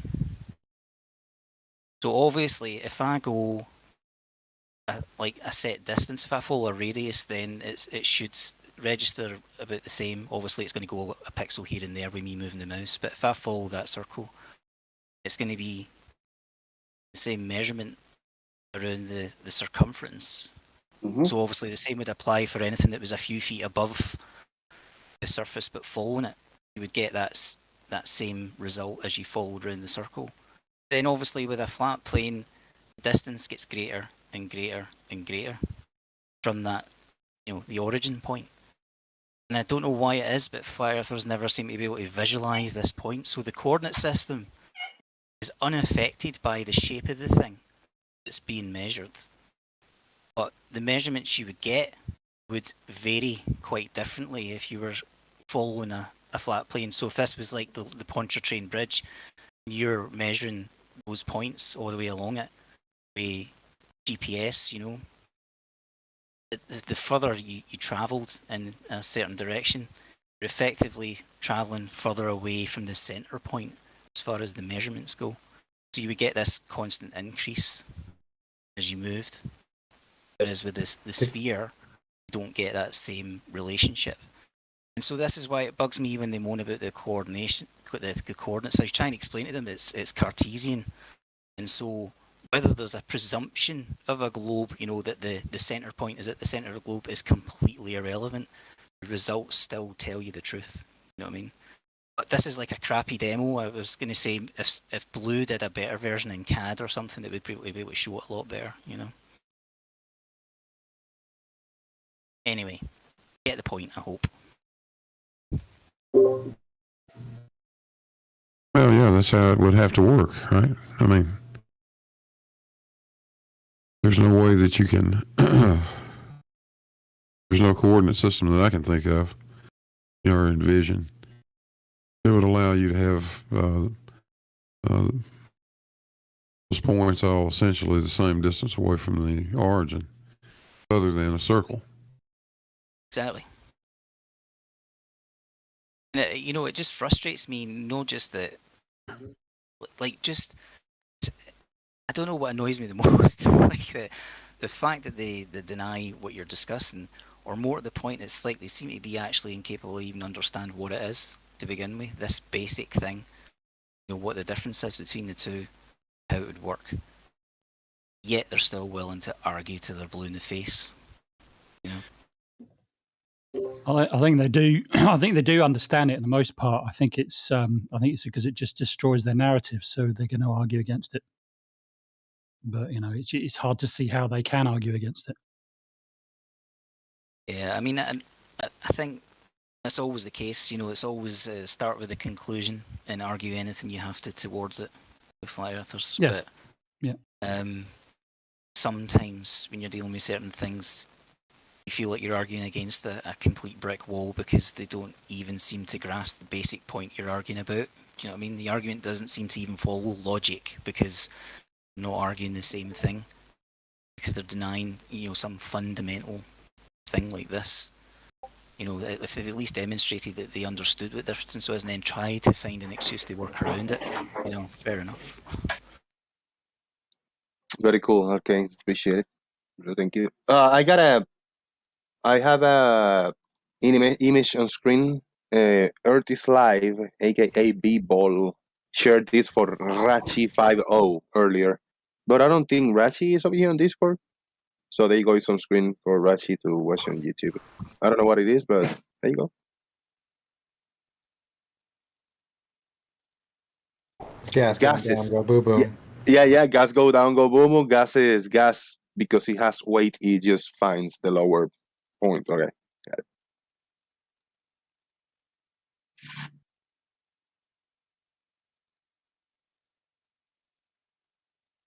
I think I scared away balanced truths earlier. I keep doing that. How can gas be? I mean, well, propane gas, is that a gas? Is that considered gas? The propane gas, right? Or is that considered a liquid, a fluid? Yeah, SDP, it's a gas, but you can compress it down to a fluid fairly simply. Right. I was going to make a video, but, excuse me, sorry, before I basically gave up and stopped making videos, I had kind of half put together a presentation.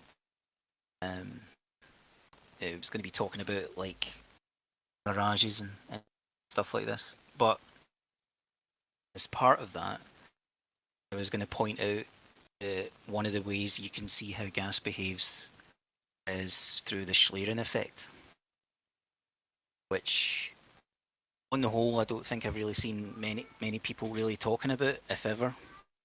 Jesus, can you hear that? My cat's in the background wailing away. What makes a change is usually mine. So the Schlieren effect is a good way to actually be able to visualize what's happening with gas, and you can see it in certain circumstances just sort of happening in front of your eyes on like a hot day or something like that. But if you look it up, you'll find there's plenty of videos demonstrating it, and they do it by doing different things like blowing a hairdryer or using different types of gases, and you can see whether they kind of float or billow or fall to the floor or whatever they do. Do you know what I mean? So it's maybe, I don't have something handy right now, but maybe even Jose can look it up on his archive thing or something, or YouTube and use it for the next time, or I don't know. But Schlerin effect will show you how gases behave, you know, when they're normally not, you know, the behavior, the motion is maybe not visible to the naked I need eye. that. I need that written. The what's Yeah, native? give me a sec. Yeah, I Do don't. it. Google and share it, sort of thing, right? Very cool. Yeah, I couldn't. Spell it on my brain. That word. See.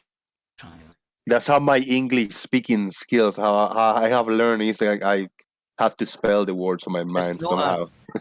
I mean, it's not an English word anyway, so. A minute, how do I get back to the chat? I'm in this. On Discord, just scroll up in the text chat the little hashtag Daily Boom Uncensored. Right. Yeah.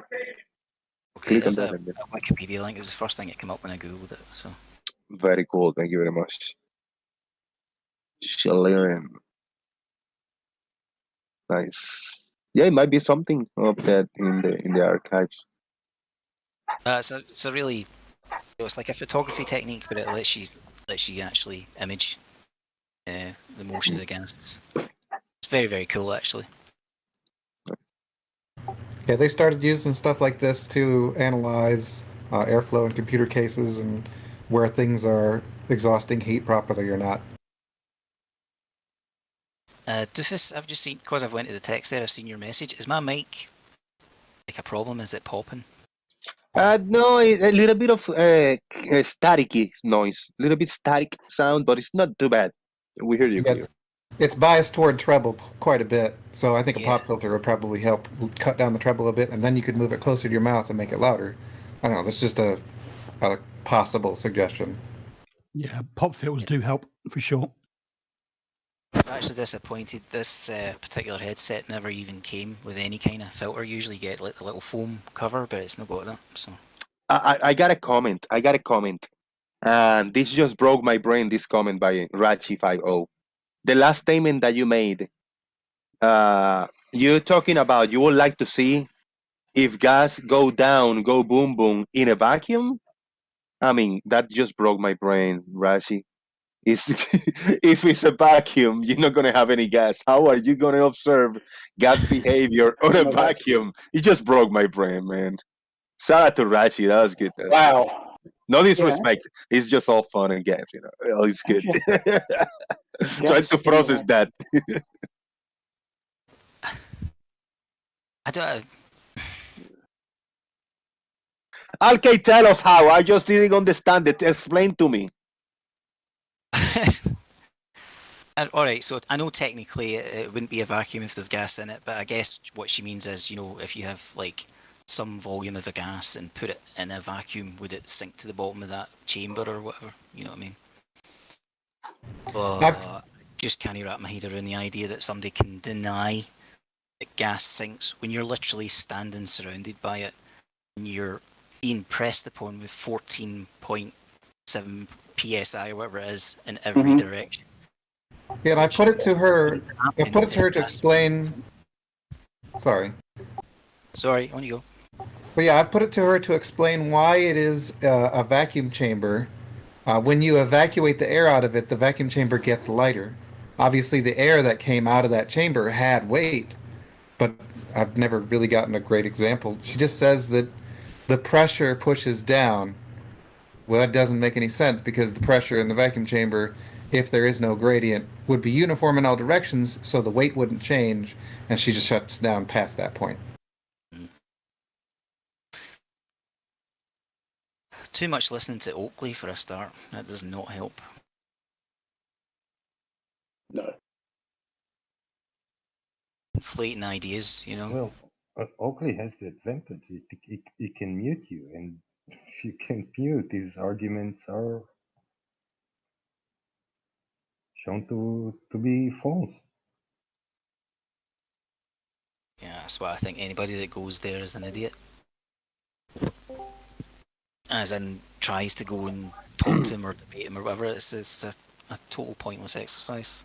But there's something special that Oakley has. Anybody watching my screen share? There's I got a 47 seconds clip that I want to play because there's something very special that Oakley has, and the cricket blinder want to see it. I'm gonna play that now. Oh yes, I heard about this. I'm gonna play this 47 seconds clip. Oakley sucks. Well, I also understand Yes, he's the one with the biggest arse as well. Apparently, I don't know if Really? Yeah, apparently he's built like this. He's sort of super fat arse. No way. Yes way. Oh, I'm really surprised at that, and now I really want to see it. What, his arse? As wrong as that sounds. Creaky wants to see Oakley's arse. He sounds to me like an upside down mushroom then. Oh dear. Yeah. Well, we know what they've been feeding. He's been feeding everyone. Yeah. Creaky wants to see Oakley's arse. Oh, I'm really surprised at that, and now I really want to see it. I really want to see it. I really want to see it. I don't. Well, there you go. Yeah, speaks for itself. Big shout out to Tommy Grumble with another 50 Nokias. I don't believe you about the North Dakota. Is Nokias. Thank you, brother. He said a full scuba bottle is about 3 kilograms heavier than an empty one. Just 10 liters of 300 bar very dry air. Thank you very much, Tommy Grumble. That's why I asked about the propane tank, because when you get I got a little propane stove, two stove thingy with a propane tank, and when it's empty, it's just light, and then when I just exchange it, it's heavy as a motherfucker. It's just got weight. And then I did it in a hardware next door over here, and then it's done outside. There's a biggest tank. And then he just refilled the same tank. So he just plugged it in. And I said, like, what's going on here? He said, yeah, I weighed the empty tank, and it's 20 pounds. And then I just put air. I just put an extra 20, I think it's 22 pounds of air or something like that. 22 pounds of this propane. So I just don't need to look at any gauge. I just look at the weight of the tank. 20 when it's empty, and 20, I don't know, 42 or 43 or something like that when it's full. I was like, yeah, that's interesting, So it's heavy like a motherfucker. Yeah, I mentioned that you can order gases by the pound to her too, and that seemed to not get a response. Yeah, Clearly, gases have weight. I pay, by the way. The way Mr. Sensible described Nathan Oakley is almost his pear-shaped. Yes. Water below the middle.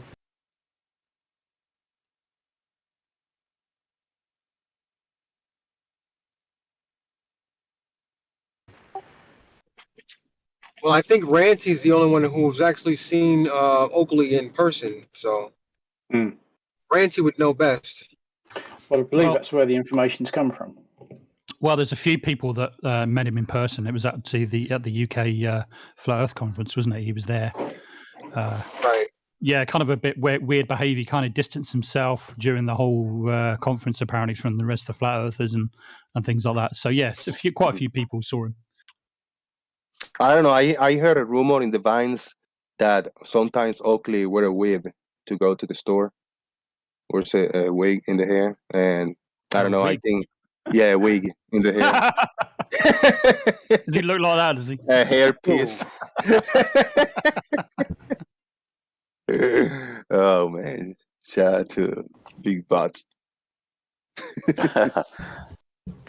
I wonder, does his butt have any kind of gravitational pull to it? I hear you. Okay. I've switched mates. So. I mean, Oakley makes us laugh because he calls us fundies, and we're all brainwashed. Apparently, I mean, he's always talking about that. But apparently, he converted a flat Earth when he watched a video one night and woke his wife up and said the Earth is flat, and he says we're brainwashed. Yeah. Okay. All right, Oakley. What's going on here today, man? It's also kind of funny that he calls us fundies when he pretty much has a GoFundMe every month to raise money for something. Yeah, that's right. I got a question. Why is it that Oakley was willing to go and have a debate or a discussion with Flat Earth Math, but not with anyone else? I think that's pretty obvious. Yeah, that's very obvious. There wasn't much of a debate or a conversation, was it? Right. Yeah, he knew just that. like- He knew that Charles wasn't gonna mute him, and he was gonna just disrespect Charles. And because Charles is a very respectful guy, I wasn't gonna legit Nathan Oakley say, "Yeah, I'm gonna go over there. I'm gonna just abuse him." And of course, Charles did mute him. He had to. I mean, it was just... I know. I've watched it. I've listened to it. He had to, and of course, Oakley went off on one because he was muted. Oh, so that's what it feels like, Oakley, eh?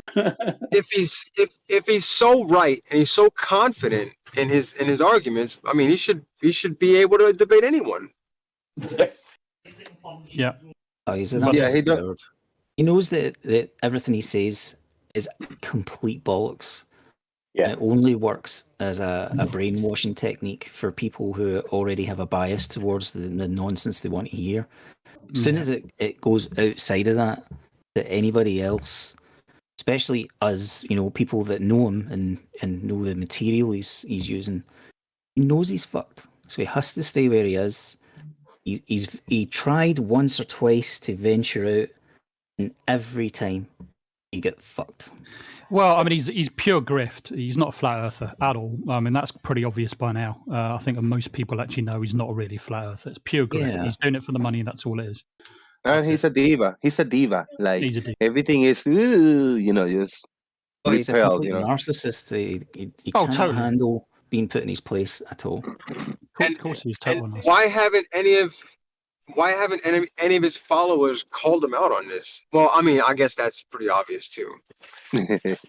That's the problem with Flat Earth from the beginning, people. It's like one of the very, very first things you probably notice if you watch any Flat Earth panels is they can say and do anything and it's totally accepted. They have no discernment. They don't check each other in any way. You know what I mean? It doesn't matter how nasty somebody is, be it Oakley or somebody like Delsey, who's always cursing and swearing, calling people names and all that kind of thing.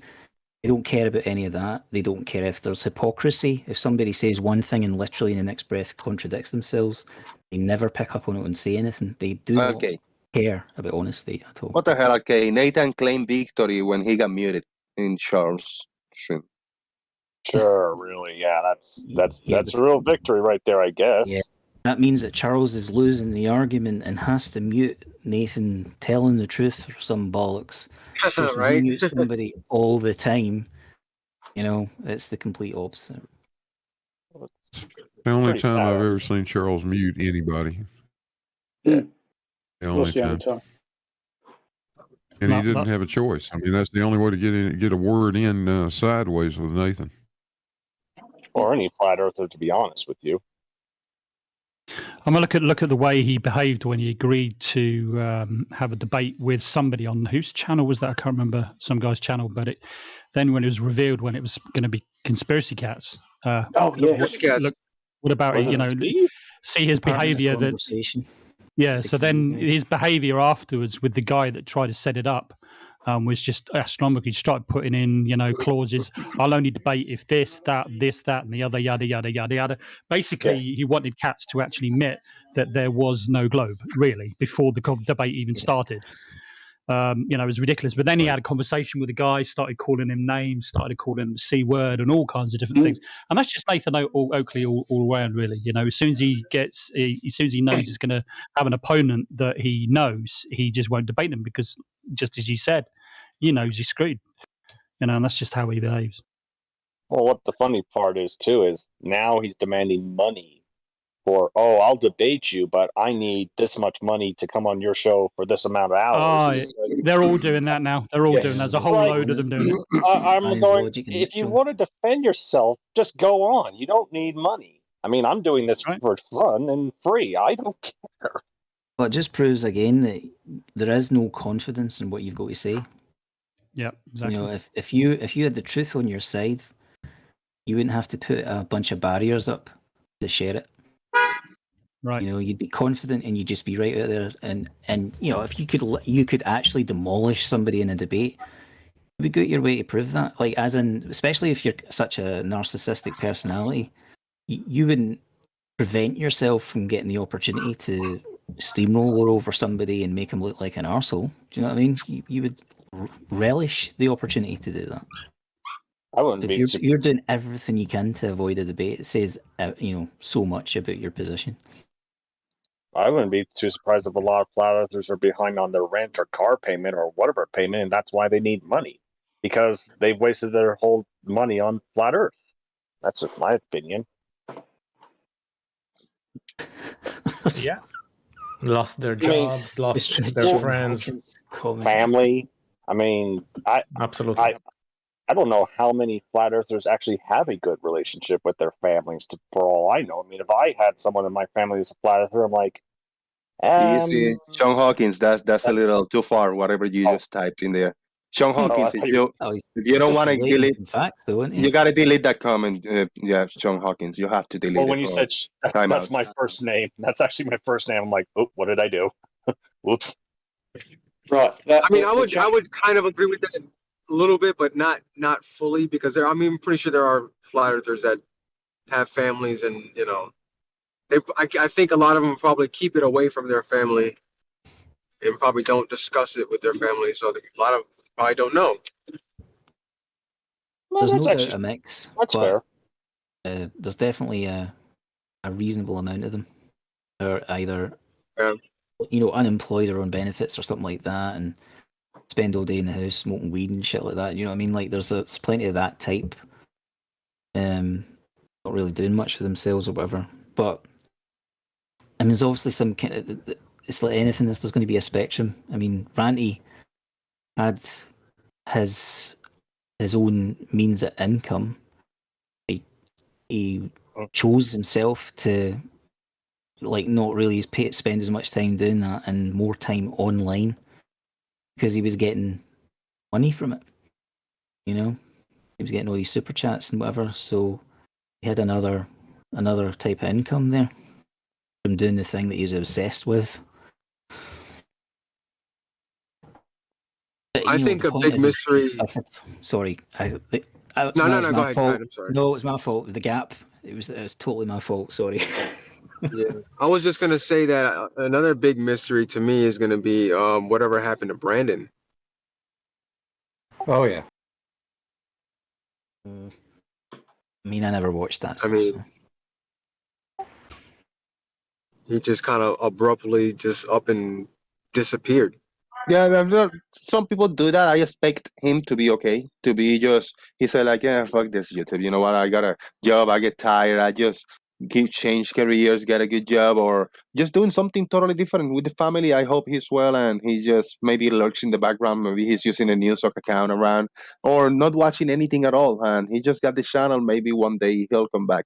That's my hopes, that he's okay, and he just got tired of this whole bullshit. Yeah, it was like a couple months after, or maybe 3 months after his last post.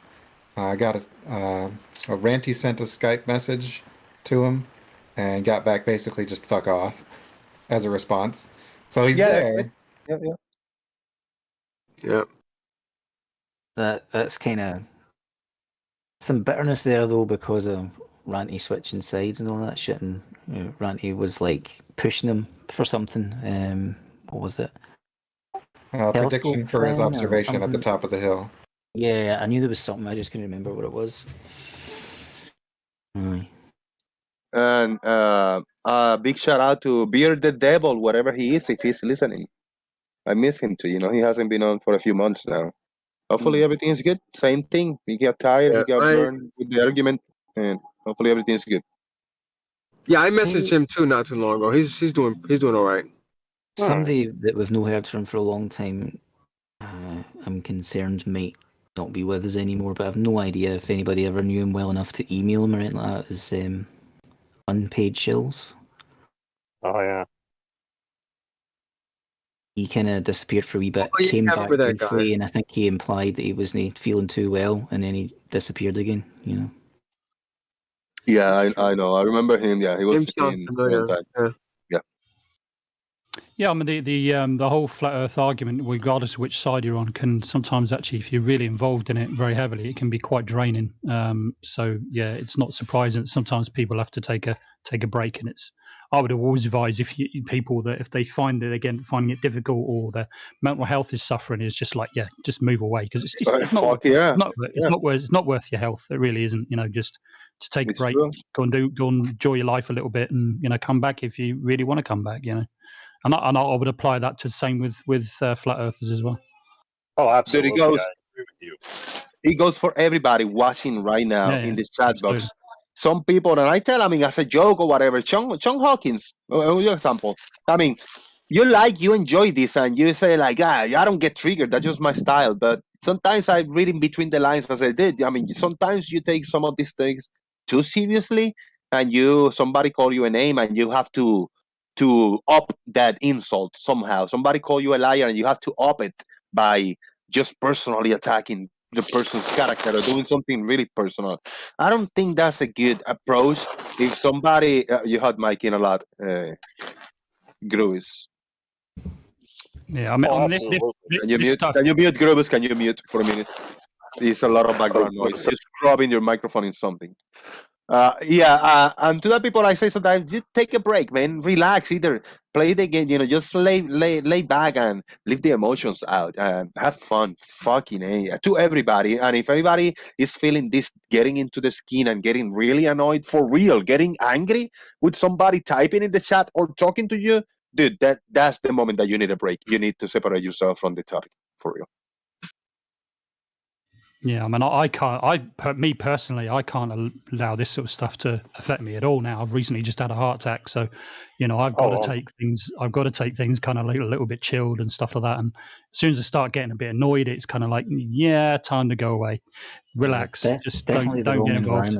Oh yeah, for sure. Yeah. So I've got to take it easy, and but it can affect your mental health if you really heavily, so far down the rabbit hole on either side. It becomes part of your life, and I think, and I've seen it with some flat earthers, and I actually see it in a close personal friend of mine.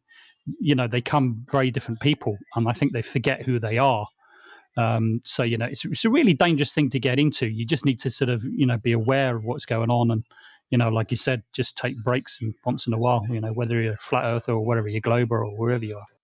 Yeah, big shout out and big boom to Pronon 1990. Thank you for the super chat. Be kind in the chat. If you can't, then leave. I go to chat boxes, and every time that I type something that usually my ice-breaking comment is, hello, I'm new. I got 3, 4, 5 people insulting me out of nowhere, like racist, like personal, like attacking my family, calling me all kinds of names. What do? I either engage and laugh it off and comment back to them, or just ignore the comments. Or sometimes it's just like, damn, that's fucked up. And I get pissed off and I DM, direct message the channel owner or the person that is running the chat box. I get, when I find myself sending personal messages to the channel owner because I got very offended to somebody's comment, that's the time I just just shut it down. I say, shut it down, get away, step away. We all get involved sometimes. But it's very little time. Yeah, out of 10 times that I go to a chat box, one time I get offended, and so I say there, if I see a few people just not attempting to I don't know, to have fun, I say, fuck it, yeah, this is not my place. You gotta just leave the place. Well, yeah, I mean, I work as a cook, and I have to sometimes just, when I'm done with my days off, I just don't go cooking at all. I just take a long break. But yeah, I mean, I'm sorry, Matt, you had a heart attack. That sucks, dude. I'm sorry. No, it had nothing to do with this. That was that was various different reasons, but mostly my own fault. But yeah, it had nothing to do with that. Oh yeah, I mean, like I have to really back off on the drinking. I used to drink very heavily, and I mean, I still drink, but I gotta just take it like, all right, maybe 2, 3 drinks, and then done for the whole day. Just can't do that again. Yeah, alcohol is really bad for the heart, really, really bad, as well as the kidneys and livers and stuff. Yeah, it's not good. Oh, I was drinking a whole lot like during the last summer. I mean, there would be days I was just like feeling like shit. That was pretty much my entire 20s. Was drunk. Yeah, I don't remember. Yeah. Or so he's been told, anyway. Oh, so I've been told. Yeah. That's good. Yes, I spent my entire 20s down the pub. I have to admit. Yeah. But I was just going to say what Jose was talking about. People getting abused. Do you remember the abuse that Ranty got when he first left the Flat Earth? I think it was a couple of days afterwards, and he went on to somebody's stream. Remember the abuse that he got? He was called a piece of shit, scumbag, traitor. I mean, a whole load of words. I've been through that. I've been through that. Oh yeah, shit. you. Yeah. I know you have, Jose. Yeah, exactly. But it just kind of goes to show, I've often wondered about Ranty, how he's kind of like dealing with it at the moment. And you see sometimes with Ranty, particularly recent posts as well as community posts, how that's affecting him mentally, because he's also been seen now as the ex-flat earther. And he's having to sort of deal with that as well as the kind of abuse that he still gets from flat earthers. He put himself in that situation. Ranty put himself in that situation. Oh, absolutely. Absolutely. I chose not to put myself in that situation, as I'm this big ex-flat earther, because I was, and I still am an asshole, and I don't want to associate with other channels and big channels and content creators. It's just my choice. I just want to continue doing my shit in this corner and going face to face with people and trying to get group and parties every single day. Now, Ranty chose to associate with all these people, with the Fight the Flat Earths and the Simon Dance and this group. So Ranty is pulling himself to get called like that. I want to give a big shout out to Anamorphic Mind with a super chat. Hi, I'm new. My name is Jose. Please don't attack my character. Thank you, Anamorphic Mind. I don't know why I did that accent at the end. Appreciate it. Yeah, you're absolutely right about Jose. Jose. He kind of put himself in that position, but I think he's starting to make a transition now because he's starting to do more of his own stuff now. To be honest with you, I think maybe he's moving away from the ex-flat earther thing and doing his own thing because he's like, looking at different conspiracies and all kinds of different things as well, which is a good thing. So hopefully he'll continue keep doing that. Yeah, it's good. It's good. Yeah, everybody got their own approach into this shit, and there was just a handful of people we had a voice on YouTube, like me as a flat earther. I was for a few years sitting in Oakley's show every single day. I was one of the Oakley's guys, but I didn't explode at the end when I left. I never attempted to. I just left, and I like this YouTube thing, but I just shifted and tried to do my own shit over here, just keeping it small and familiar.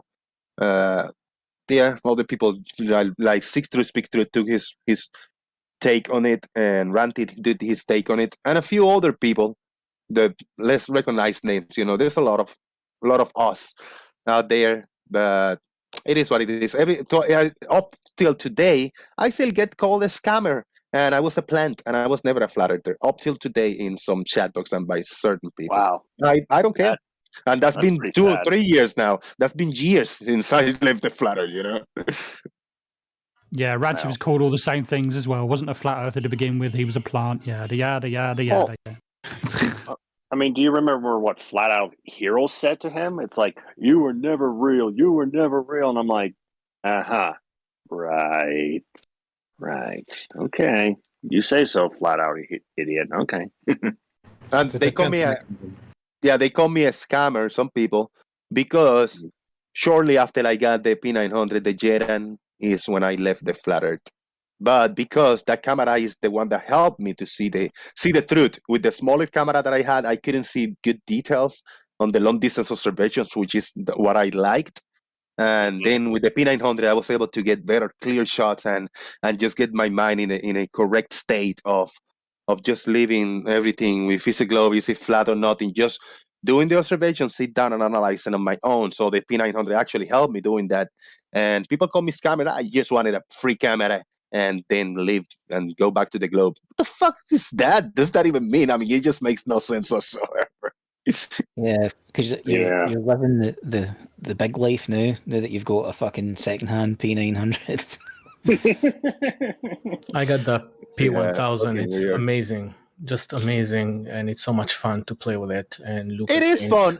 And I hear people saying it's the shittiest camera, the P900. I understand if you want to be a real photographer and to do astronomy, astronomy observations is the shittiest cam. Yeah, but to just as a good old camera, as good, very good telescopic, decent telescopic lens, is a good camera. So I enjoy it. Yeah. Yeah, I agree. It's kind of an elitist view that people are taking towards that, but it's not very realistic because the camera has a lot of functions on it. It has an incredible zoom function on it, which is, an amazing thing to be able to have in a single camera compared to having to walk around with a case full of kit and all these different lenses that every one costs you $1,000. You know what I mean? So to just kind of write it off is pretty snobbish in my opinion. It's a good camera with lots of good functions on it. It just isn't a good camera in the sense it's a professional camera that you can do certain things with that you would expect from like a fully functioning DSLR. Yeah. But the reason for that is because it's got a great zoom, it's got all kinds of different really good features on it. But the problem is the reason why professional photographers don't like it is because the sensor is one of the worst sensors you could buy. That's the problem. I think that's exactly what I'm not a photographer, but that's what I've been told about from professional photographers. The sensor is the same as it's tiny bigger than a regular cell phone sensor. It's not really anything worth overwhelming. If you go back through the history of digital cameras, in the early 2000s or whatever, what was classed as a professional digital camera, if the pros were buying for like $2,000 a pop, only had maximum 12 megapixel sensors in them. At one point, it was 8. So, it was good enough back then to be used by the pros, not by consumers. But now the technology's advanced so much that a high-end camera is so much further above that, 42 megapixel or whatever it might be. Now you've got a 16 megapixel crop sensor and it's looked down upon because of what it's being compared to, you know what I mean? But the standard has changed, you know what I mean? The standard before was worse than that for so-called professional work. So it's a matter of perspective. You know what I mean? Let me ask, Six Spider, I see that you got your camera on and you're setting some kind of a graph. You want me to present you to the audience and tell us what you're working on in there? That'd be cool. Sure. Yeah. You'll be up. Yeah, up. So basically, I'm just building. When I heard the first time when I heard about flat Earth, the first thing that came to my mind was that's silly because we have shadow on mountains, on high mountains, and here I'm just. I don't know what's going. And here I'm just doing a demo of that.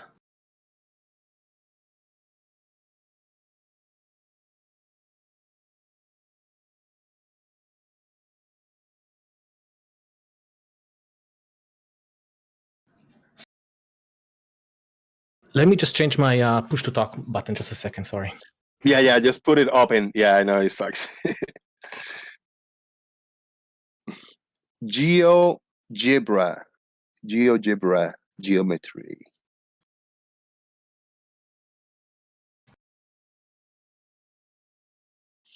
Okay, so here, let me just find it again. Sorry, just go to my keyboard. You're good now. Yeah. Okay, so what I did, I just did a small mountain. I put it in the graph on 10 or 8, basically, just above 8, just like Everest. And I created a small point, which will be the local sun. And I put a parallel line to the top of the mountain, so we know where it is. And basically, it's just a demonstration to show that for a source of light to cast shadow taller let's look at point B. When I'm looking at point B, from B to C, for that part to cast shadow taller than itself, basically on point D, the light source must be below point B, right? It must be to get that shadow. So even if I take the sun and I put it right above the mountain, and then I take it to the edge of the dome, which I put at minus 6,000,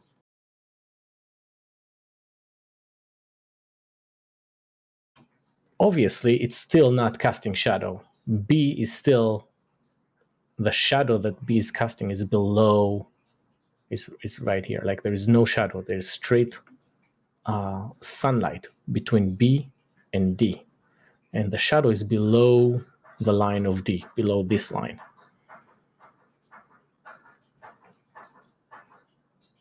I don't know what color to put it. Anyway. Right? And even if we're looking at the edge of the dome now, of course, no one knows how big this dome is, so I just did this. So even if we're looking at how far it is, right? So it's kind of parallel, just like we saw. Well, we know that it's not really parallel. So even if the sun is at the edge, just like flatties are saying that the sun is far away from you, this shows that it must be below the horizon to cast that shadow. So even if now, if I lower it just a bit below 8, right? So here's my 8, and I'm putting it in like in 5. So now it's at 5 and 6,000 in the minus 6,000 on the X. And now we will see that the rays got a bit of an angle, just a tiny bit. And we can see that now the line goes a bit higher. I'm sorry, but I need to zoom out and in because I don't know how to save the points in my selection. Or can I do this? No. And sorry, I'll just do one more thing. I'll just lower it a bit more, and then we'll see how the sun actually casts shadows on tall mountains.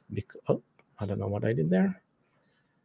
So when the sun drops below the horizon, just like a regular, sunset, then we can see the shadow that will go.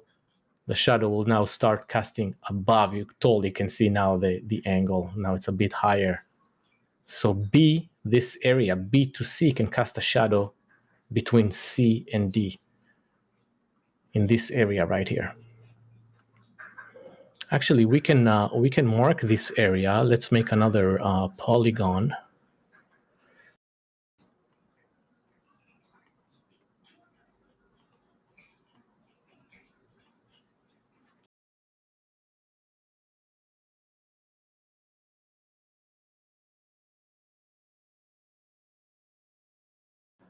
Right, so this is the top of Everest right there. So now we can see we're getting a bit. Oh, let me set this like that, so it will be a straight line like that.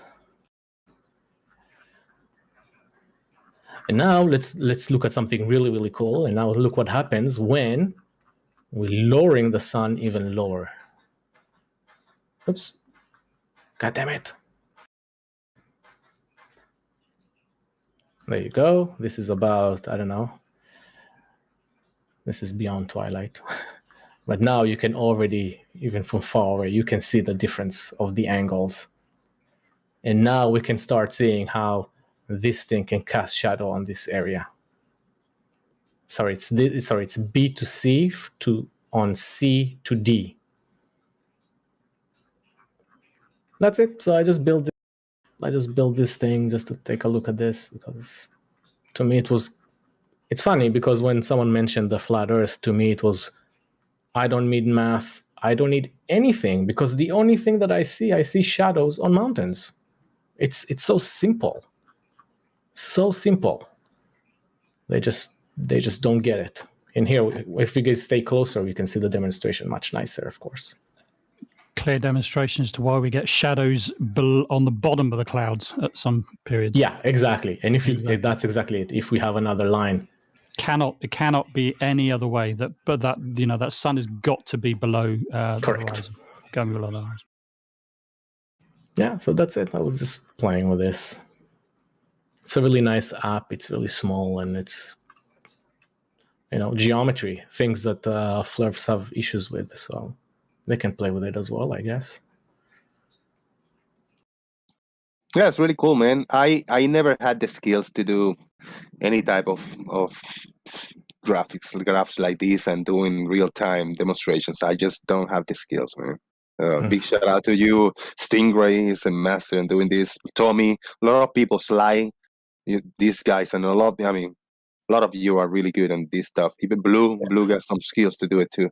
You guys use just different programs and different approaches, but it's good because the thing is, if you can, if you see Sorry, something guys. in reality. Sorry, I gotta go. Sorry, JJ. Sorry. Thank you very much. Thank you very much.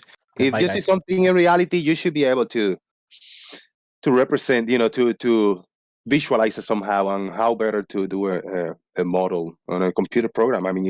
It's fair. We just don't get any of that on the globe denier side.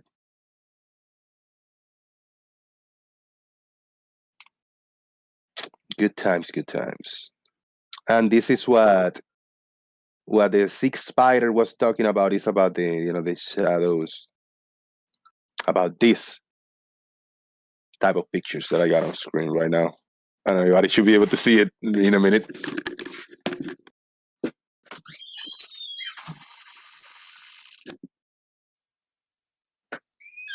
Has anybody come across any flat earther that's tried to explain that picture at all and what they actually said?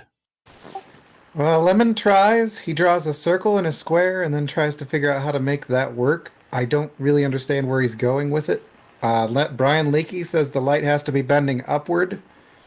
No, yeah, but Brian Leakey likes that kind of stuff, doesn't he? He likes bending, but it's like bending upwards. Sometimes he likes it bending downwards as well. Just depends on what he wants. Yeah, Pete Shea tells me that it has something to do with the contours of the dome, which I imagine is actually like a bundt cake in his case. And he told me that he could model that, but he won't. He won't. Pete Shea said he could model it. Yes, Pete Shea said he could model that. That's coming from the same guy that thinks the Grand Canyon was actually made by a piece of the moon or something. No. That's Flat Earth Aussie Jesus, I think. Oh, that's that comes from the guy. It comes from the guy who thinks that Barack Obama, Will Smith, and Osama bin Laden are the same person. Oh yeah, that's right. Yeah. Yeah. Yeah, Aristarchus World Tree guy. Yeah, the one that say that the only way out of this argument is to get all the Globers line up, all the people that believe in the globe, and hang them and kill them by hanging that person. That's why I block him from the channel forever and ever. Yeah. So Pete Shea said that? Yes, he did. Did he really? And that's why I deleted. He actually said that specifically to Schrodinger's cat, rest in peace.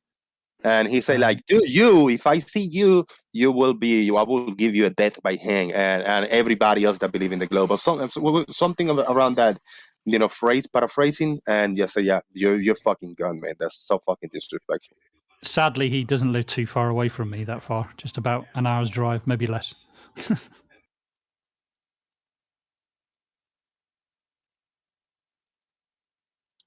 And then John Bernards, he kind of did the same. That's why he's not in this channel anymore. He will never be. He threatened me 2 times. He told me he was going to kill me. The first time was more of a joke. I kill you, like making a joke. I said, do you know who this ventriloquist is? He got like a terrorist. And he said, no, nothing. I said, like, because the way you say I kill you, he said, no, I'm joking. But one time he said, like, no, Jose, if you give me your address, I'm going to go to your house and I'm going to murder you. I'm going to kill you. I said, yeah, fuck you. Get the fuck out of here, you don't play like that,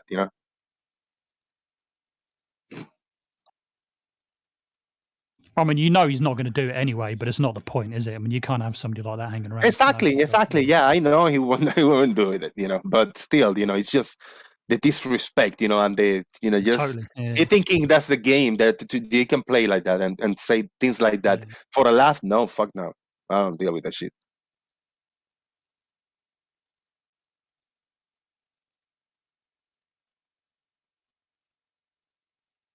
Yeah, it's sad. Some people, that's how I said earlier, some people just lose their shit and they're cool and they think, they're having a great argument when they get all emotional and let the emotions driven their arguments drive them. Yeah, I was just trying to get out yesterday. The question that B-Ball was asking Brian Leakey over and over again. I just wanted to state it more clearly, and Brian Leakey just would not allow it. That's when you know your emotions are in the way.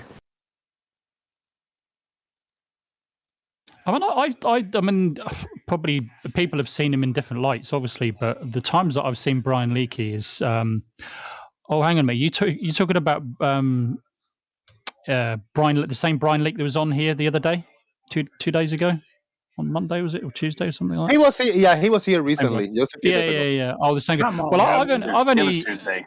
Yeah, I've only ever seen him actually quite calm and sort of collected, and seems to be able to behave. But I don't know, maybe people have seen him in other lights. I'm just going by what I've seen, farmers. No, he when he loses his shit, it's quite something. Is it? Oh, I've Yeah, never seen him lose his shit. It's pretty bad. He'll go from like 0 to 1,000 in like 1 second. Right. Okay. So if he's making his own videos, he's obviously calm then. But if he's got to actually address anything, then it's a huge problem. Yes. Then he'll play the Witsit card, the bro card. I'm just like, Come on, the bro thing. Oh yeah, God. Yeah. Don't call me bro. I'm not your brother. There you go. Welcome back, Gary. It's the first time that you joined since last time because I just fixed the issue that we had at the end. I muted you at the end, and I was unable to unmute you until you rejoined. Yeah, I want to say P-Brain modeled that perfectly. The mountaintop is above the clouds. It puts the shadow on top of the clouds. The sun's always above the clouds. You can see the gap, Gary. You can't see a gap in this picture. Zoom in on it. You can, even if you zoom in on it, you can't see a gap. There is no gap. The mountain is further than those clouds that you see, where you see the shadow starting, right? Or it's right at the edge or close to it, right? Someone doesn't understand perspective. No, that is perspective. There's no other way. He showed numerous examples of the very thing from people who took pictures on top of mountains of the shadow from the top of the mountains on the clouds. One of you guys a minute ago said it is not possible on any other way. You guys are wrong, man. It's just that was wrong. me. That was me that said that. No, and I'm you not were wrong. There's no. I'm at work, so I can't talk. I got to go back to work. But all right. Are you gonna shut up so I can talk, Corinne? There is no other way. Yeah, I'm not gonna shut up. I'm gonna mute. I just said I'm going to work. All right. You don't have to tell me to shut up. Gary this is what because he's a rude cunt like that. You just can't shut up, can you? You just can't. You have to talk over other people because when you know you're wrong. There's no other way that shadow can actually be cast on the bottom of a cloud, Gary, and you know that. Yeah, and there's he said no other that way. there's no gap, and I just clipped a little picture of it. There's a gap there. You can see the gap without zooming in on the damn. I know exactly. Yeah, I can see what I'm looking at right now. But he's just in denial as always. I see it too. Make your mind up. You just said there was no gap. You better admit that is a pretty cool picture. Yep. And that's not the only one. There's loads like this. There's tons of them. Yeah, I'll go get mine.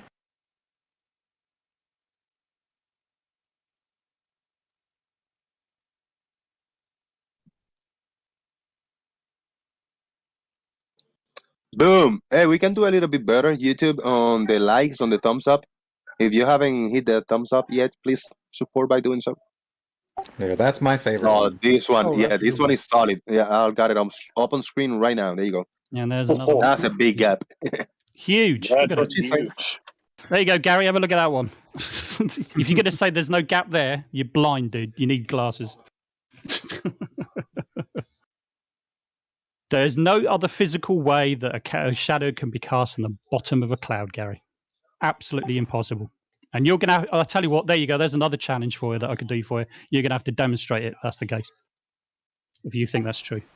Yeah, it even shows you the change in air currents around the top of that mountain changes the cloud formations. So it gets into questions about the pressure and temperature necessary for cloud formation. and all sorts of things that flat earthers just can't think about or explain. Or don't want to. Of course, you have a little problem here on your shadow casting upward. You see that little strip there towards the close end towards the mountain where it's lit up? Where's the shadow over that? That's cloud. Yeah, no, you have it. Yes, it is a cloud, but it's lit up. You can look that whole streak right across the bottom there. The whole streak lit up. Where's the shadow? What are you talking about? What? Where are you? Just look at the damn picture. You guys got it on the screen. Shadow from looking at what? You got the claim is the shadow casting upwards, which means it should block out all those clouds, and there should be no streaks of orange across that cloud like that. You're wrong. Why shouldn't there be? What are you talking about? Explain why, Gary. Explain why, Gary. No, explain your theory. The gap? No. Just explain your theory, I just said Gary. it. Explain it. No, look at it. You can see the orange streak across the bottom of that black cloud, right? Close to the mountain where the shadow, your supposed shadow under the cloud first starts. Well, that's the shadow from the mountain. You shouldn't see that orange streak there. Why not? Why shouldn't you? Explain it, Gary. Why not? Gary? That's what we're asking. Why not? What he's saying is because your mountain is supposedly shining a shadow underneath the clouds. Shining a shadow. Yeah, hold on. What he's saying is a shadow. You know what I mean. Don't be a dumbass. Oh, that's the same. That's the same theory about the Apollo moon landing. No, that's what globies do. Hold on, guys. Please, let's relax 1 second. I just want to clarify. If I'm standing out there and that palm tree is casting this shadow in the road, I cannot see any color of the road. I cannot see any color of the grass. Some places of the grass are a little lighter than others, some are a little darker, and in the bench that the shadow is casting, I cannot see any different shades of white on the bench because it should be a solid pitch black and it should have no colors whatsoever, Gary. Yeah, that was what I was about to get but you're to. saying you're looking at the picture and there are saying there's no colors. such thing as a secondary reflection or a secondary illumination. Oh my gosh, now you're making up excuses. That's hilarious. Yes, secondary illumination is a real thing, Gary. I know that you. Yeah, it's the same thing with the moon landing when you got Buzz Aldrin coming down the ladder. You know, that old same thing. It's in the shadow. You shouldn't be able to see Buzz Aldrin coming down the ladder because it's in shadow. Therefore, it should be pitch black. It's the same. Well, according to you, the sun is down at the horizon, casting a shadow from the mountain upward underneath those clouds, which means you should not have any streaks of orange across the bottom of those clouds. Yes, you should, Gary. Yes, you should, the shadow would block it. No, it wouldn't, Gary. You're wrong, Gary. You're wrong again, Gary. No, I'm not wrong. You guys made up another thing. Yeah, now. Explain. All right, let's hear exactly why. Dufis. Yeah, so what the sun is shining on is the mountain. The mountain is a brightly lit object. Secondary illumination is definitely a thing. Don't pretend that it isn't. Are you going to deny secondary illumination, Gary? Are you going to deny that exists? No, if I got the sun in behind me, the front of my shirt should be dark, and the creases on my shirt shouldn't be visible. It should be all pitch black and dark. I shouldn't have any shades of different colors on my shirt with the creases because the sun is behind me. What the fuck? That's what makes you wrong, Gary. But he has the orange streak across the cloud there, which can't happen. Because we see the clouds are orange, so we're gonna see a little bit of the orange. No, you can't see the clouds. The sun is behind the mountain. Remember, it's casting a shadow, Gary, according to you, right? You're not. Okay, so now that shadow cannot let any light through because there's a shadow. It's a continuous shadow. Right? It just explained to you why. It's called secondary illumination, was lousy. Gary. I'm sorry. Your explanation was horrible. So if I stand outside with Gary a bright white correct, shirt on, 100%.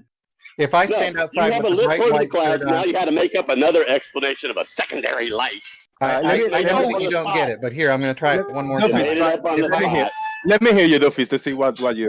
He's denying secondary illumination now. He denies that actually exists. There you go. It's a Gary thing. I want to hear Dufis' explanation. I've never seen a secondary light.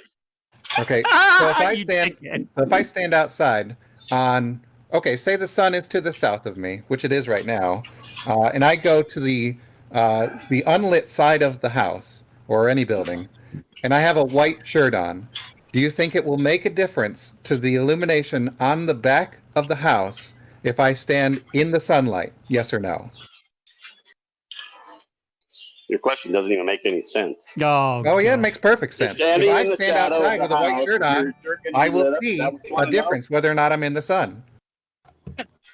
If you're standing in a shadow, you won't see any light on your shirt other than just a regular daylight. Wait, so you won't be able to Regular work daylight. regular daylight? What do you mean regular daylight? Explain what you mean by regular daylight. It's still in the shadow, Gary. One second, Not Matt. direct light. In other words, not Gary. direct to the sun. Oh fuck! I need to say something, guys. Please, Matt, don't get too excited. And Gary, please relax a little bit. Let me the Stingray.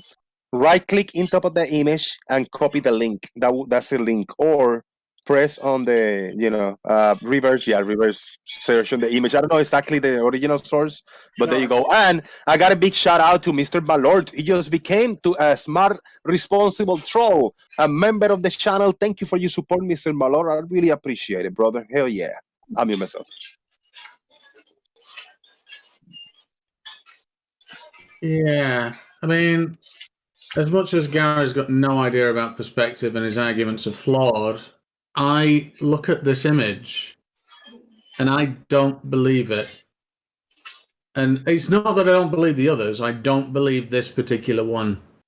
Now, unless the topology of what we're looking at has a different peak behind it that is responsible for the silhouette of the shadow, and we're seeing a peak that's obscuring a peak that's responsible for the left-hand part of the undershadow, I don't believe this is real, so I'm just looking into it. It's Mount Rainier. This is Mount Rainier. I found two in 40below.com, so Mount Rainier info. There's another smmc.co.th. Very similar. There's one exactly the same. There's another very similar with a gap in between. I'm just going to open those to my end, see what was up.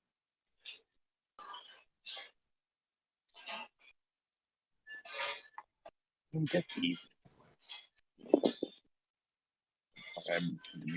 right. To clarify where I was going with my position earlier, if I stand behind, say the sun is to the south, and I'm standing on the north side of a building, and I can step in and out of the sunlight, the wall that is not lit by the sun will change in apparent illumination because of my white T-shirt that's reflecting the sunlight.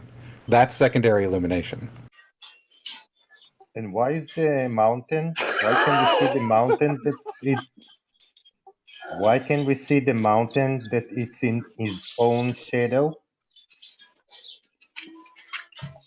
There's a lot of squeaking, I think, coming from Gary. Gary, could you mute Yeah, while it's you're not coming talking? from me. Yeah, but I can't keep taking my phone in and out of my pocket. Yeah. So here, I'll mute it. Oh, does Mount Rainier actually... Is the peak of Mount Rainier very, very close to like the ceiling of those clouds most of the time then? Yeah. Yeah. Yeah, it's separated by only a few hundred feet usually. Right, okay. Okay, that makes a difference. I'm from England, we don't have shit this high. No, we don't. Yeah.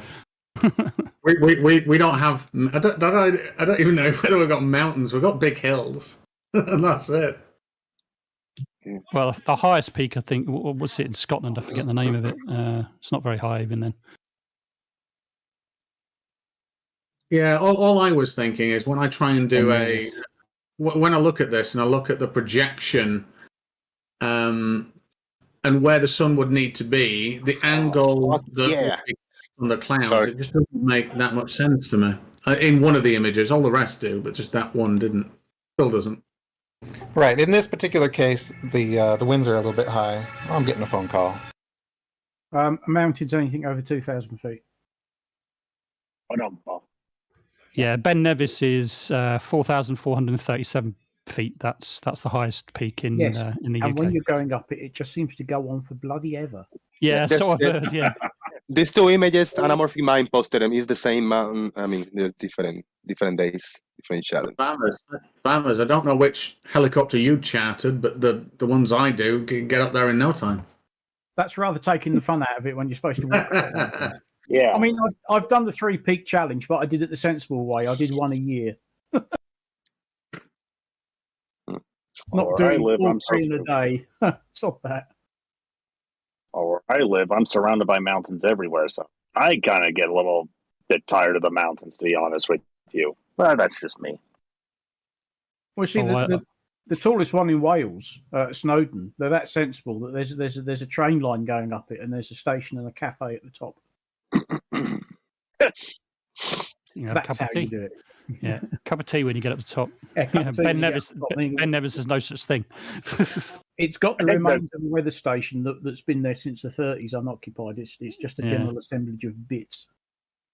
I think Pikes Peak. Go ahead. The easiest route, isn't it, Ben Nevis? Isn't it? Is that what you're talking about? It's like a gentle kind of slope that kind of goes on forever and ever and ever. Is that right? Is that what you're talking about? Well, gentle-ish, and then it just a constant series of switchbacks, and then you hit the ice. Right. Okay. But yeah. Okay. I think there's a peak in Colorado that's like that. I think it's Pikes Peak. I've only seen it once, but I think you could climb up it or take a road or a train and you'll get to the top. Well, they race up Pikes Peak, don't they? Oh yes, they do. They actually do. How about this one? This one is interesting. What the fuck is going on here?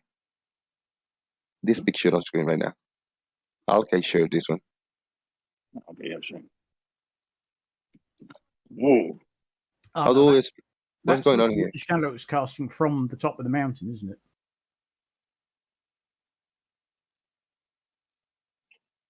So that shadow is being cast down onto the cloud. Yes, it's actually kind of what Gary's trying to claim is happening all the time. But the problem is the position of the sun, doesn't match. In this case, it's obviously the sun's up, shining down, sort of thing, a bit of an angle. It's still fairly low angle, but it's not below the mountain shining up the way, if you know what I mean. So it's taking, you're seeing the opposite view, you're on the top of the mountain, seeing the shadow being cast by the sun, low angle during like sunrise or whatever. This is what the neighbor just gave me. He knows I like naughty bar slick, and the neighbor got me. I mean, if anybody was really interested and could get to a high peak and had a water level, you could just quite simply hold a piece of cardboard on your water level on a high peak and then just try and explain how the underside of it is lit at sunset. It's not hard.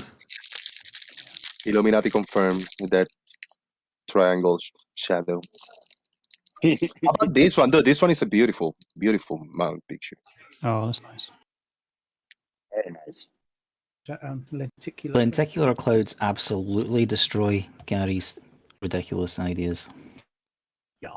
Well, because it's been lit from underneath, isn't it? Yeah, you can look at it. It's the top that's lit. You got the black bottom that's of the cloud. Oh dear, Gary, you're so uneducated. You're looking right at it. Yes, we are looking right at it. Side face. It's the antipodal side that's dark. The antipodal, the opposite side of the cloud from the direction of the sun. No, it's That's not. how you see all those clouds when they're red at the sky at the horizons during sunrise and sunset. It's quite clearly lit from underneath, Gary. Quite clearly. No, it's quite clear. It's not. That's why you got the white edges or the lighter color edges around the Well, you're the only one that seems to think that, Gary. Keep in mind. You can look at it. There's lots of other clouds that are black too. Share that. Keep in mind that Gary used his hand as an analog for what's going on here. Right. I used my hand for an analog. Yeah, to try to describe how the light appears. You can literally see it. You know what an antipodal thing? That would be the opposite side of a cloud from the side where the sun entered, right? You can call that antipodal. I know you like to only use that on the Earth, but that would be the opposite side of the cloud. That would be the deepest part of the cloud in relation to the direct sunlight, which means that's the part that's going to be dark, and that's exactly what you see right here in this picture. Gary, I've got a quick question for you.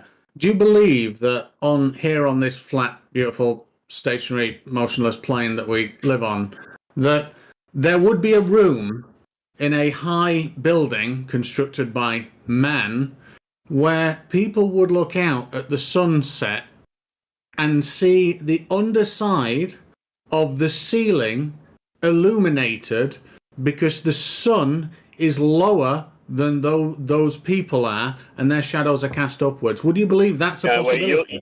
What you're going to see is the lit part will be wherever there's nothing that can cause shade. So if you have like let's say you'd have to have all glass ceilings with the sun directly away from you to even see any of the actual ceiling lit. Most people don't have that, right? You're going to have like a space below the ceiling that goes down to your window. It's never going to shine up on that angle. Never.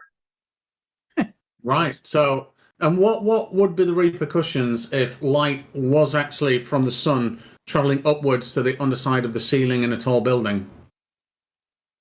It wouldn't go to the underside of the ceiling. I'm not saying the light will go wherever it's not blocked by something. That's what you're going to see. But it won't touch it. Even in that building, because I've seen Wolfie post the video before, the light did not touch the entire ceiling. It didn't even touch the ceiling. It came close up to it, but it didn't touch it at all. Go on, Stingray. Wolfie has a video on that very building. Hey, I gotta go. I gotta go back to work. I can't talk and keep because I can't put my phone in my pocket. Obviously, the light was above the top of the window. That was obvious. I got a big shout out because we got a super by John Rapp. Thank you very much, John Rapp. Gary, what the fuck is twilight? No sun. I can see all. Shout out to John Rapp. Yeah, that is a good example of when you can have things that are not directly illuminated and you can still see them. Which is regular daylight, right? Just like I said. Twilight. It's not direct light. Direct light is anywhere where you have an angle directly that you can go directly to the sun and see it. If you don't have direct light, then you have ambient light, right? You'll have more ambient light. You'll still have light, but it won't be as bright. So I said everything right. You were wrong. But you had a conniption about the shadow still having some light reflecting off of the cloud, when we know twilight doesn't have direct light, and we could still see things. That cloud in that picture couldn't have had direct light if the mountain was light and causing a shadow under the clouds.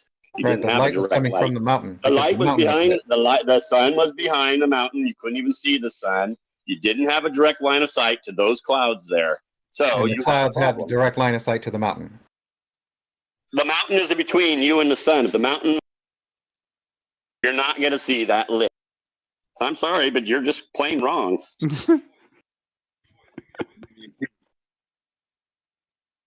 Do you know if anybody is the closing for the top left awards that MC Toon's doing? Is that still going?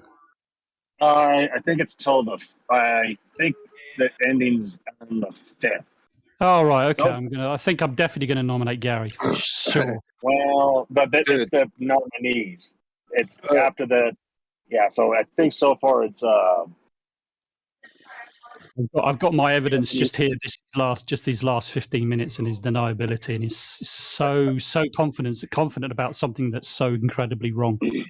I just gotta say, I am impressed by the lenticular clouds. They're beautiful and in the top of this mountain. But when you see one of these clouds just chilling on the sky on its own, look at that shit. Okay, shout out to you for finding that image, man. Amazing, isn't it? It's beautiful. I'm looking up the top left thing, and so far it's Anthony Riley winning. Of course. Yeah, strong candidate. Strong candidate, I'll give you that. I mean, I nominated Lemon Bird, and I'm losing. I've only had one vote for him. I mean, there's other people on there. There's like G-Man and other people I've never heard about. But, I don't think Gary's on it yet, is he? I don't think. Hey, even Stingray didn't think your picture with the lit cloud that should have been blocked by shadow. He didn't think that was right. Oh yeah, the issue he had with it was that he doesn't have a real-world example of a mountain near him that does the same thing. That was his issue. Yeah, I mean, Gary, that issue is plausible if the sun is the lowest on the horizon and that cloud layer is only just. The thing that didn't stand out for me is the perspective element of where the shadow started, because I couldn't imagine a mountain where you'd have such defined clouds so close to the peak. I've never, I don't often see that, so I've never seen that. Yeah, and even the so-called gap, you got to remember perspective. The mountain is further than where that distance is compressed because it's far away. That gap is just a matter of perspective. The sun is or the mountain is actually higher than the clouds, and that's why you see what you see. What? Yes, I have clouds above me right now. Right, they look high. I look at the mountains. I got the eastern Sierra Nevada across the valley from me, and they appear higher right now. Right? Are they really higher than those mountains? God damn it, Gary. Are they? You're saying perspective causes the gap. Perspective makes it appear as a gap, just like I have gaps in the clouds here they look higher than the mountains in the background. Right? Well, we can there's a gap between where there's no cloud. But we can see sunlit clouds above if you disregard perspective, you will not realize that mountain is higher than those clouds. Take a picture, post it. But we can see the sunlit clouds between the mountain and the clouds. I posted pictures showing the very thing. The clouds going from the foreground to the background, following perspective and going behind the mountain. They're higher than the mountain. Fucking hell.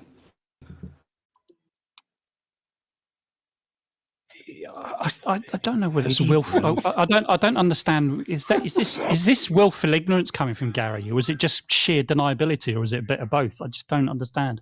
He's an idiot. Perspective causes the gap. No, you can actually. I actually have. Take a clip of videos, and I'll show you exactly what I'm talking about. That gap looks like it's close to where the sun is. It's going to be the sun, and it looks like it's prospectively under the clouds.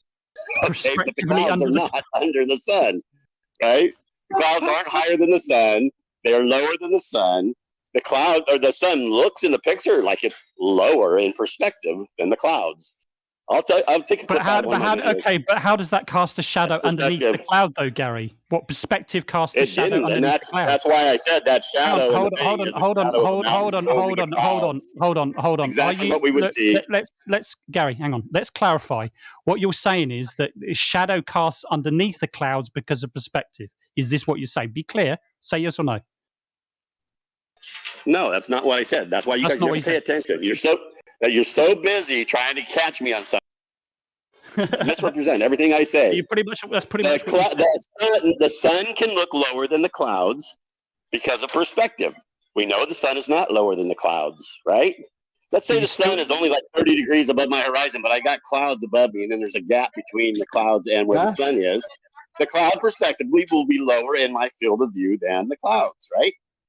But that still doesn't explain why the shadow is on the underneath part of the cloud, though, Gary. It's not on the underneath part. It's over It's a shadow on top of the clouds. Yes. Oh, so it's on top of the clouds. The clouds have a hard time getting over. Right. Okay, let me clarify that then. So what you're saying is the shadow is not underneath the cloud; it's actually on top of the cloud, and we're actually seeing right through the cloud. Yes, I've said that how many times? Is that what you're saying? Right. Okay. I've said that many times. The shadow is from the top of the mountain over the tops of the clouds. It's conveniently the shape of the mountain upside down. Guys, yeah, that's just perspective because that's a shadow. I'm gonna go 5 minutes away from the keyboard. Like hopefully everything stays under control, right? Good, thank you. How is the shadow? Well, if the mountain is lower than the clouds, how the heck is the shadow going on top of the clouds? How is that possible, Gary?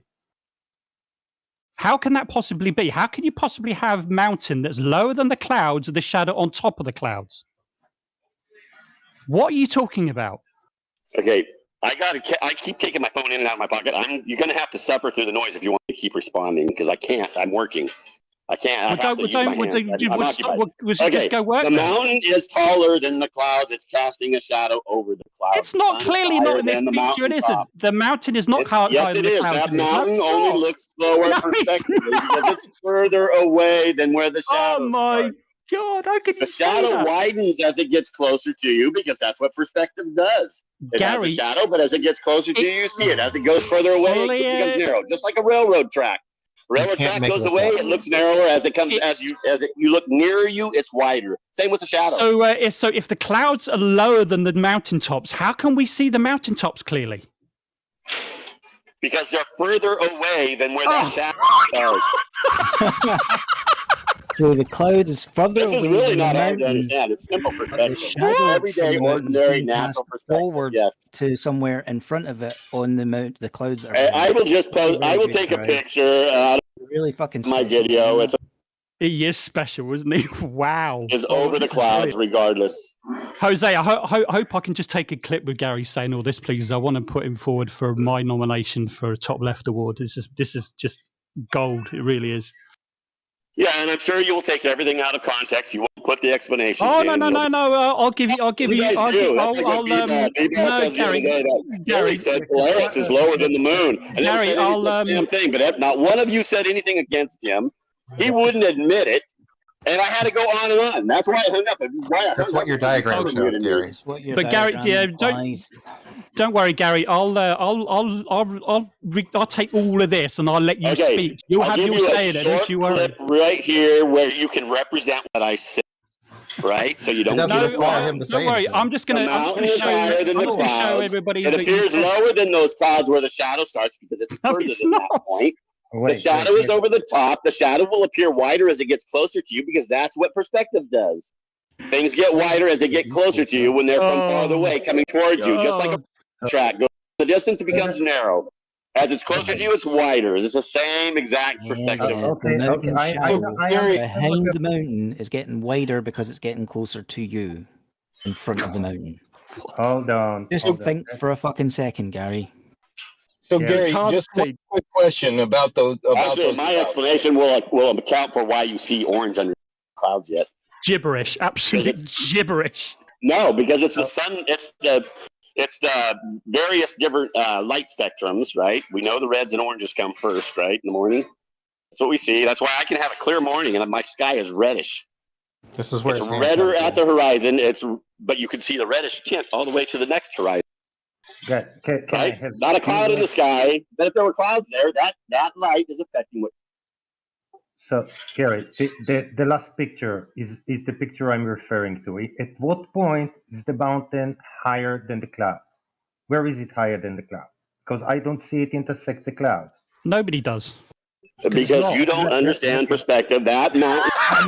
So explain to me, where is it higher than the clouds? Okay, I will say, you're never going to get it because you're not listening to the question, Gary. I'm trying to, Gary. So I'd see the mountain lower than the clouds.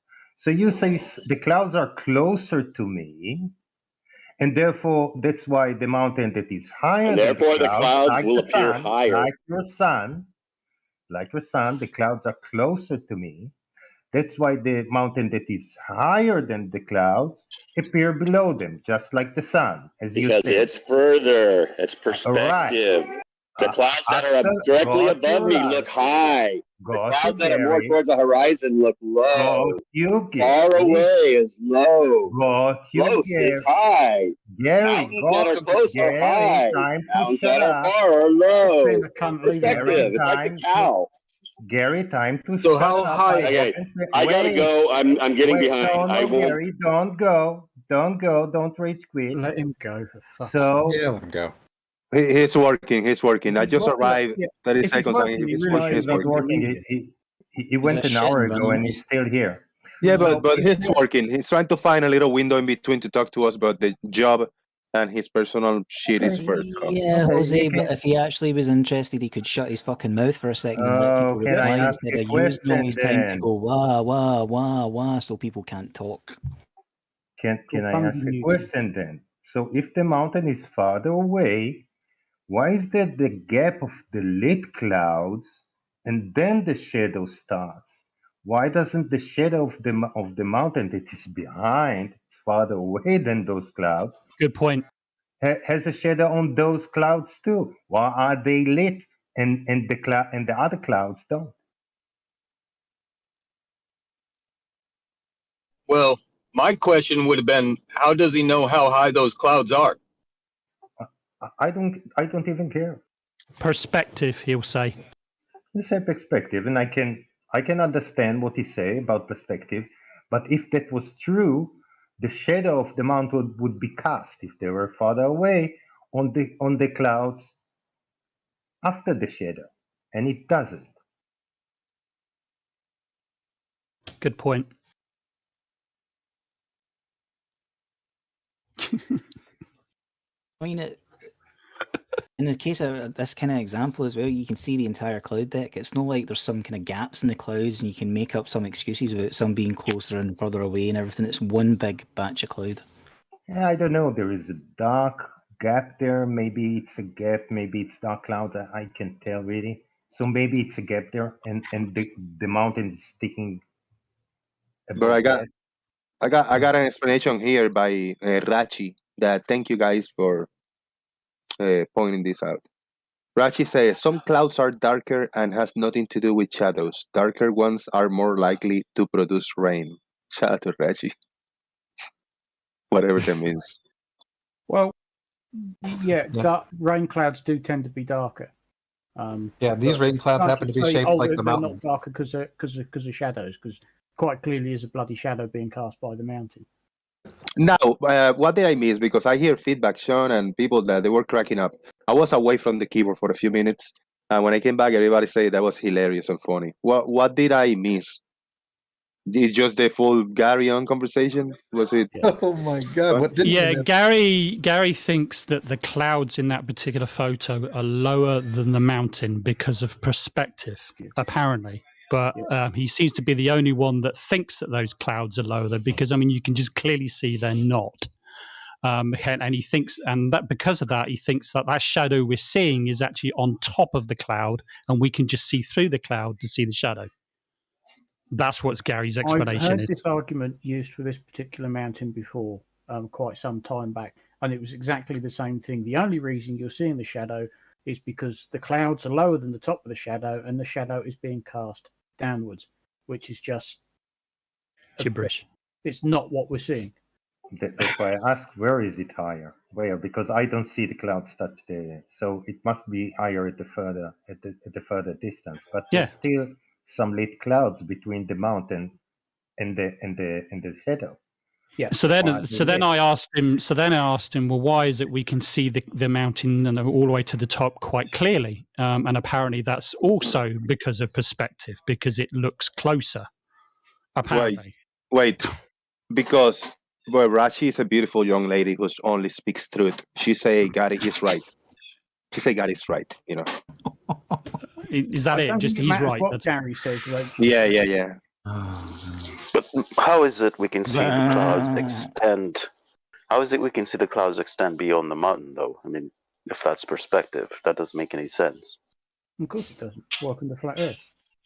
Hey, I've got a picture I will take. I just got to wait for the day where it has the right conditions, and I will show you sunbeams coming through clouds, but the sun looks lower than the clouds because of perspective. I see it all the time. I just got to wait for the next one and take a picture. But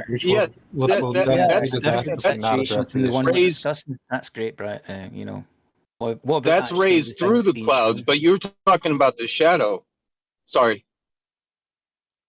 Yeah. No, I'm talking about how the sun will look lower prospectively than the clouds.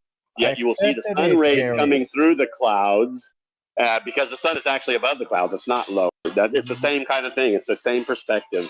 I'll get a picture the next time I see it. I'll be looking diligently every day for it until I find it, and it won't. Here, hold on. I've got one that's kind of like that for you, Gary. Here, give me a second. I might even have one in one of my videos. I just have some of the older ones. Yeah, but you won't be able to get something that looks like the shape of the mountain below it is reflected above in reverse. Yeah, keep looking. No, keep mountain, looking. that's just a high mountain. It's just most of the clouds are below. They have to actually go up quite a bit to get over the top of it. Where is it high, Gary? Where? It just looks lower prospectively because it's further than where you see the shadow. Where? It's very simple perspective. Why is there a cloud strip before the shadow if the mountain is behind it? Yeah.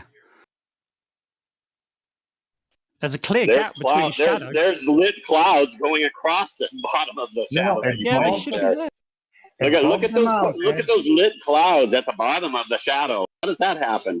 Listen, I've already explained that. Above the mountain, below the your secondary light. I thought Chris Perry was being stupid yesterday. Do you see it, Gary? The clouds that are lit, that are below the shadow and above the mountain. How did that happen if the mountain is above it? All right, we need to get this picture that I just posted over here is by Sean Smith. Sean, if you want to give him the mic for a minute, what do we have over here?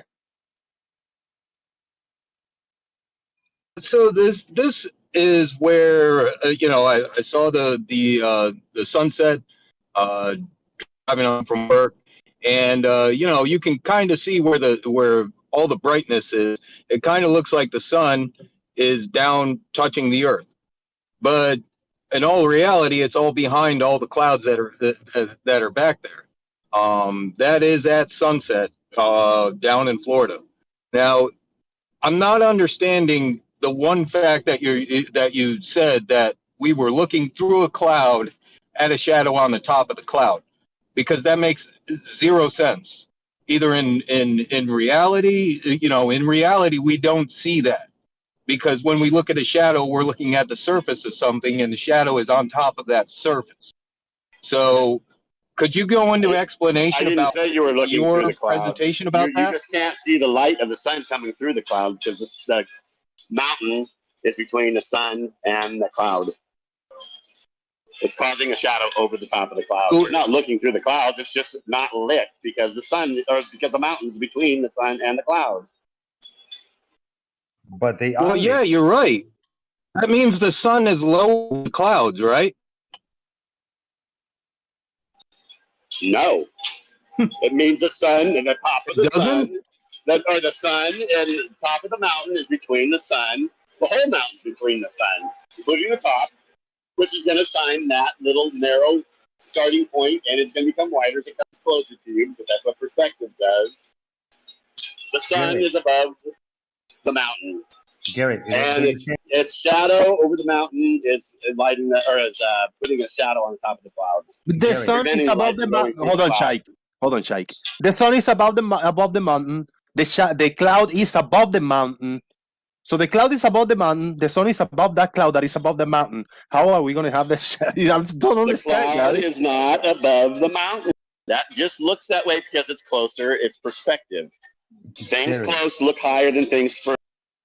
It works for everything. We see it all the time. It's normal, natural, everyday, ordinary perspective. So, Gary, what you're saying is that the sun is not above those clouds, that shadow is being cast from above the clouds. Once again, I got to stop you because I ramble on. I never said that. I said the sun is higher than the clouds and the mountain. The mountain is higher than the clouds. The mountain is between the sun and the clouds. Therefore, you're going to get a shadow over the top of the clouds. That's what you see. Now, that's exactly what I said. Now, don't twist it and say something different now. You guys keep straw manning, saying, twisting anything at all. I'm just wondering that. I'm just wondering how you're getting a shadow, all right, with a light source. How are you getting a shadow on something from behind it? You see, if the sun is behind those clouds, how are you getting a shadow on the bottom side of those clouds? Pay attention to what I say.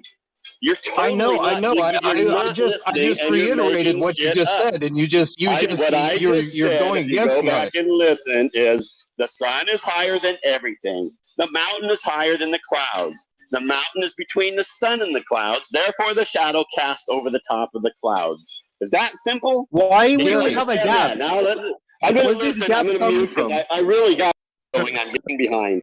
All right, I got it. I'm going to mute. I'm going to listen and laugh. Gary. I hope so. Let me read this one comment by Doofus Manfred. Thank you for the super chat, brother. Appreciate it. And I quote, this is a Gary quote. It can't be because the earth is flat and I can't trust my senses. Gary Webenga, 2022. Thank you very much. It can't be.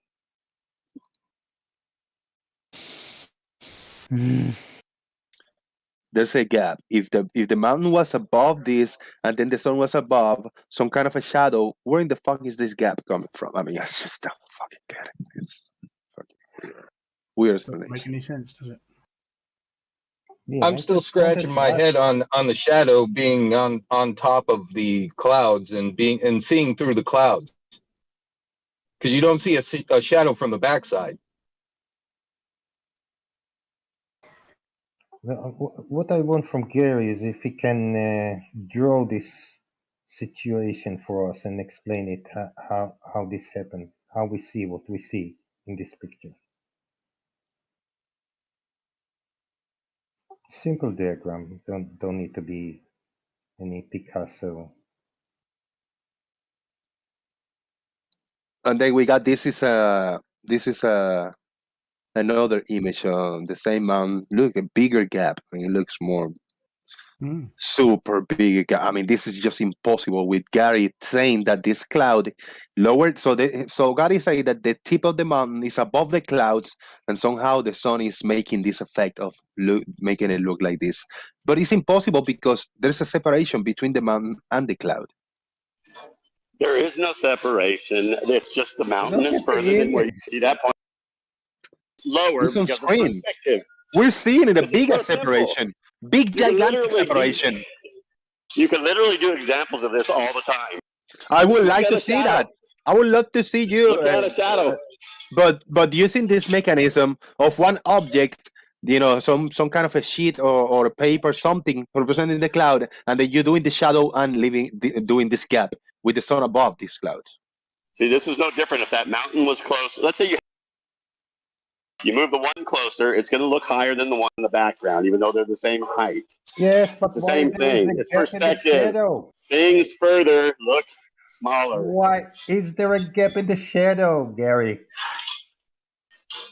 It doesn't matter why there's a gap in the Between the shadow. between the mountain and the shadow, it's impossible. Well, you're going to have to ask yourself that. Forever. Mountain. We don't have to ask ourselves that. Be Gary. causing a shadow from the tip of the top right at the beginning. What? The shadow don't begin at the mountain? Yes, you should have your shadow starting in your model where the sun is under it. You should have that shadow starting mountaintop. Everything below me is in my shadow. There is no gap.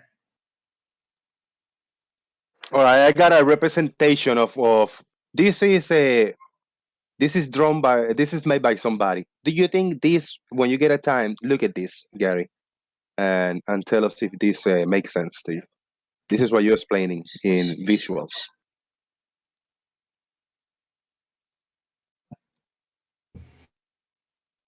Shout out to Six Spider for doing that. Yeah, this is more of a Chris Berry kind of thing. Or not Chris Berry, Brian Leakey. Oh, and Jeremy, I think, from Gems. Oh, fuck off with that shit. I think Gary's just going to cling to the idea that light is going in straight lines. It's just that the mountain is above the clouds and we don't know why.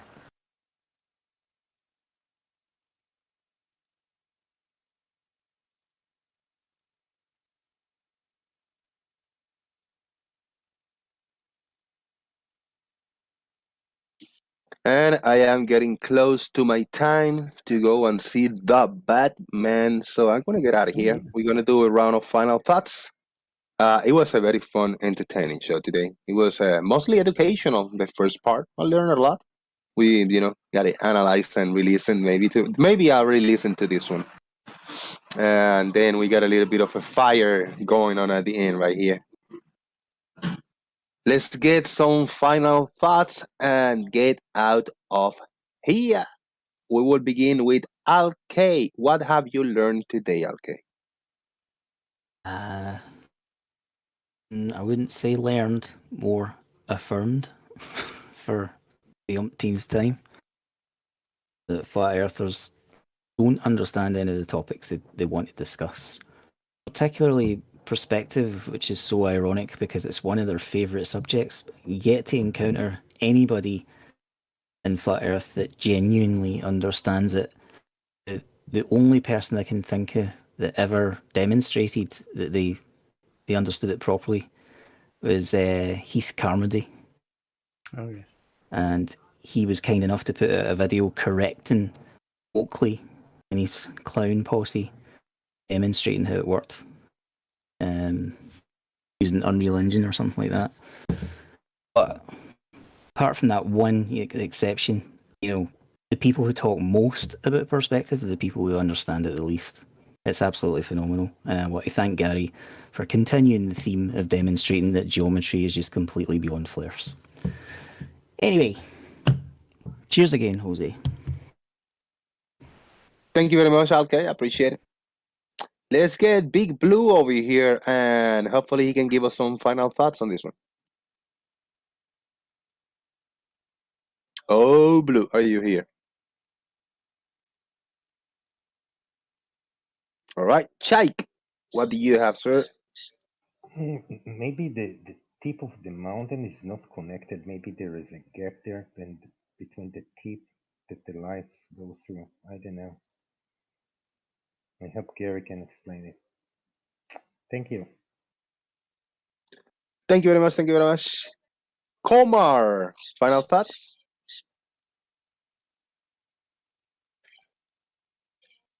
All right.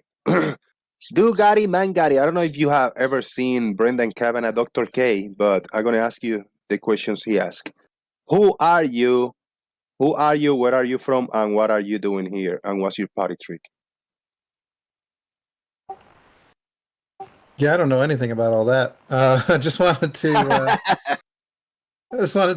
to point out I've never heard the phrase "the gap is caused by perspective" before. In this context, when you see something with a shadow that's away from an object, that perspective causes. That's new to me. Wow. Well, I mean, if we've got observations like off in the distance, we have the surface of the Earth in the way of things, and it's not due to angular resolution limits because the amount of something is obscured is larger than the smallest details we can still make out on the object. And we have mechanical gyro compasses that cannot function unless the Earth is rotating. We're obviously living on a spinning ball, whether or not flat earthers love it or not.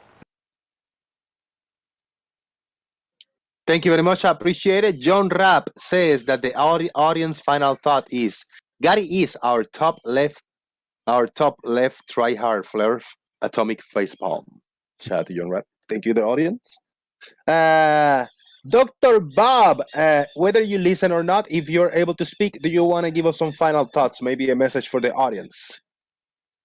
Hey, can you hear me, Jose? Loud and clear. Excellent, excellent. You know, I missed most of the show. I was out laying in the new telescope mount. I put some pictures of it in the chat, but I thought you might like to pay attention to that very first one. You see those X's on the upper left? Those are the tips of a shadow of a nail that I put on it. So I tracked the shadow across the paper as the day went by. They form a true east-west line if you connect them. That's how you sight in a telescope here. But that only happens on a rotating spherical Earth. If you had a flat Earth with the sun going around, you'd get a curve. You don't get that on a rotating spherical Earth. You get a straight line. But yeah, I'll be addressing... I've taken a week off, as you know, due to a little problem I had. But I'm going to be putting out a video on the telescope tomorrow, and I'm going to be addressing Taboo Conspiracy and his Mount Rainier monstrosity on Monday. So good luck to you. Thank you very much, Bob. Hopefully you get back up on your feet 100% sooner than later. And yeah, they take. Sometimes you gotta take a little bit of a break, whether it's health, physical health, or mental health issues. You gotta take a break sometimes, man. We all gotta do it. So thank you, man. No, man, I fell on the ice and broke a few ribs. Holy cow, man! I was in a lot of pain, and I was pretty grumpy, and I was too grumpy to be dealing with flirts. Right. That's the atomic Bob when he's irritable. Right. I crashed into a tree with a snowmobile and broke my femur. Yeah. Hope you get better soon, man. Hold on, Marble Man. We get to you in a minute. All right. Farmer's Boy, final thoughts. I've just learned how you set up and arrange a telescope here, so that was fascinating. The outstanding moment for me was the sign language centripetal force. I thought that was absolutely superb. All of those old films were brilliant. And then Gary was I think he was just trying to go one better than Chris Berry did yesterday. I think he might have succeeded. So yes, it's been very entertaining, and I hope you enjoy your film. Thank you very much. Yeah, Gary was icing on the cake today because it was a great, great show, and then Gary brought it up. All is good, man. Let's hear from him. Hopefully, he can give us a quick final thoughts over here, Gary.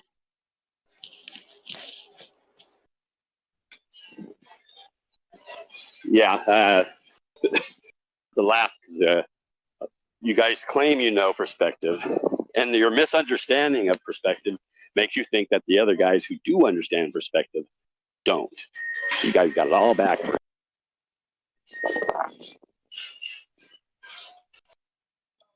All right, thank you very much. Grubus, final thoughts? Yeah, well, thanks again, Jose. This is probably the first time I've actually been able to watch a stream from start to finish. Dude, you were here first, like top of the show. Yeah, man. Yeah, man. Well, I'm off work today and tomorrow, so that's why I'm usually working. But yeah, it was interesting. I liked the video you posted earlier, dealing with the history of exploration. I think it was like, but yeah, lovely. Thank you. Very cool. Thank you very much for being here. I appreciate your support, man. Let's get J-Mac, final thoughts. All right, Marble Merman, final thoughts. Good show today. Quite enjoyed it. Learned a lot new about exploration. Just a very nice, good day. I won't probably be on for a while, but Jose, enjoy your Batman movie. Boom, time to go. Boom. Thank you very much. I appreciate it. Hey, Jose. Hey, final thoughts, J-Mac. Yeah. I'm sorry, I couldn't unmute. Thank you for the show. Good show. And Dr. Bob, I hope you feel better soon. Thanks. Thank you, J-Mac. Appreciate it. Sean Smith, good to see you back over here on the call. Final thoughts. If you're not busy, probably you are. Six Spider, you got some final thoughts for us? Listen, the video that you showed of the tea bag, that was, I know it sounds weird when I just say it like that, but that was amazing. And that was the coolest thing I've seen today, definitely, and lately for sure. That was awesome. Great show, man. Thank you very much. I appreciate it. And last but not least, who's been listening in the audience, the Stingray. Do you want to present a little something for final thoughts? Yes, and it will take but 60 seconds. So let me know when you're sharing me, Jose.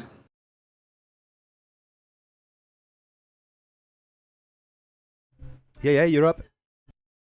Hello, Jose. Yes, you're up, Stingray. Sorry about that. Okay. So my confusion was with actually perspective, and I just it's something I've never seen before. Is the close but very clean proximity of clouds to the peak of a mountain, and it's like, well, yeah, because I've never seen it, I find that really hard to accept. This is the evidence being only the one example that I've seen of this kind of thing. I'm like, well, how can it create a shadow like that? So the brilliant thing about modeling it is I can just bring my cloud layer down to see, well, what actually happens, and think, oh shit, yes, it does work like this with an upward casting shadow of Mount Rainier, which this is topologically correct for. So there you go. I can reproduce it. And yes, Gary, there's actually a gap in order to do this, and it matches reality. Cheers, Jose. Stingray fucking A, that's beautiful, fantastic. And I hope that in the next day or two, whenever you can come in, we do this little demonstration again in the top of the show. And so I can give you ideas like, what if we put this light source coming from this side, maybe the other side? Well, we'll try something. Thank you, Stingray. That was great. You did it on the fly. Good work, man. Hey, Stingray, send that to me, would you? That's fantastic. All right. We'll do both. All right, to the audience, thank you very much. Thank you very much, all the panelists over here. I really, really appreciate you all for your support, hanging out, and having the conversation with me. I'll catch you in the next one.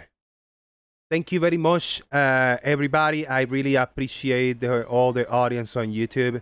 I really thank all for your support. Thank you to all the members of the channel. A big thank you to a new member today, Mr. Malort. I appreciate it. Thank you, everybody that hit me up on Super Chat by supporting the channel in that way. If you made it this far, don't forget to leave a like under this video.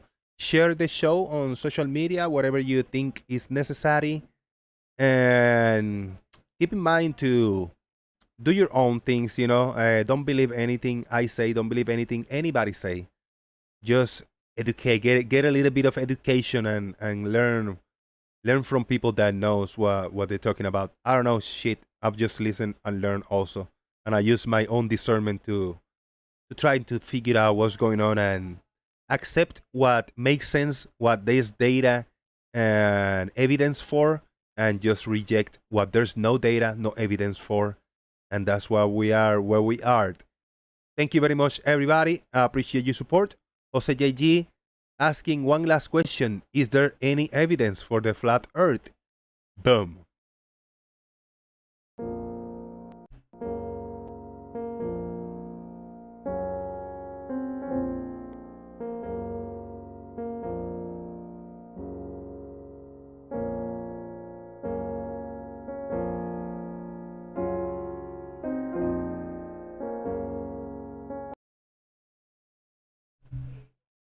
Thank you.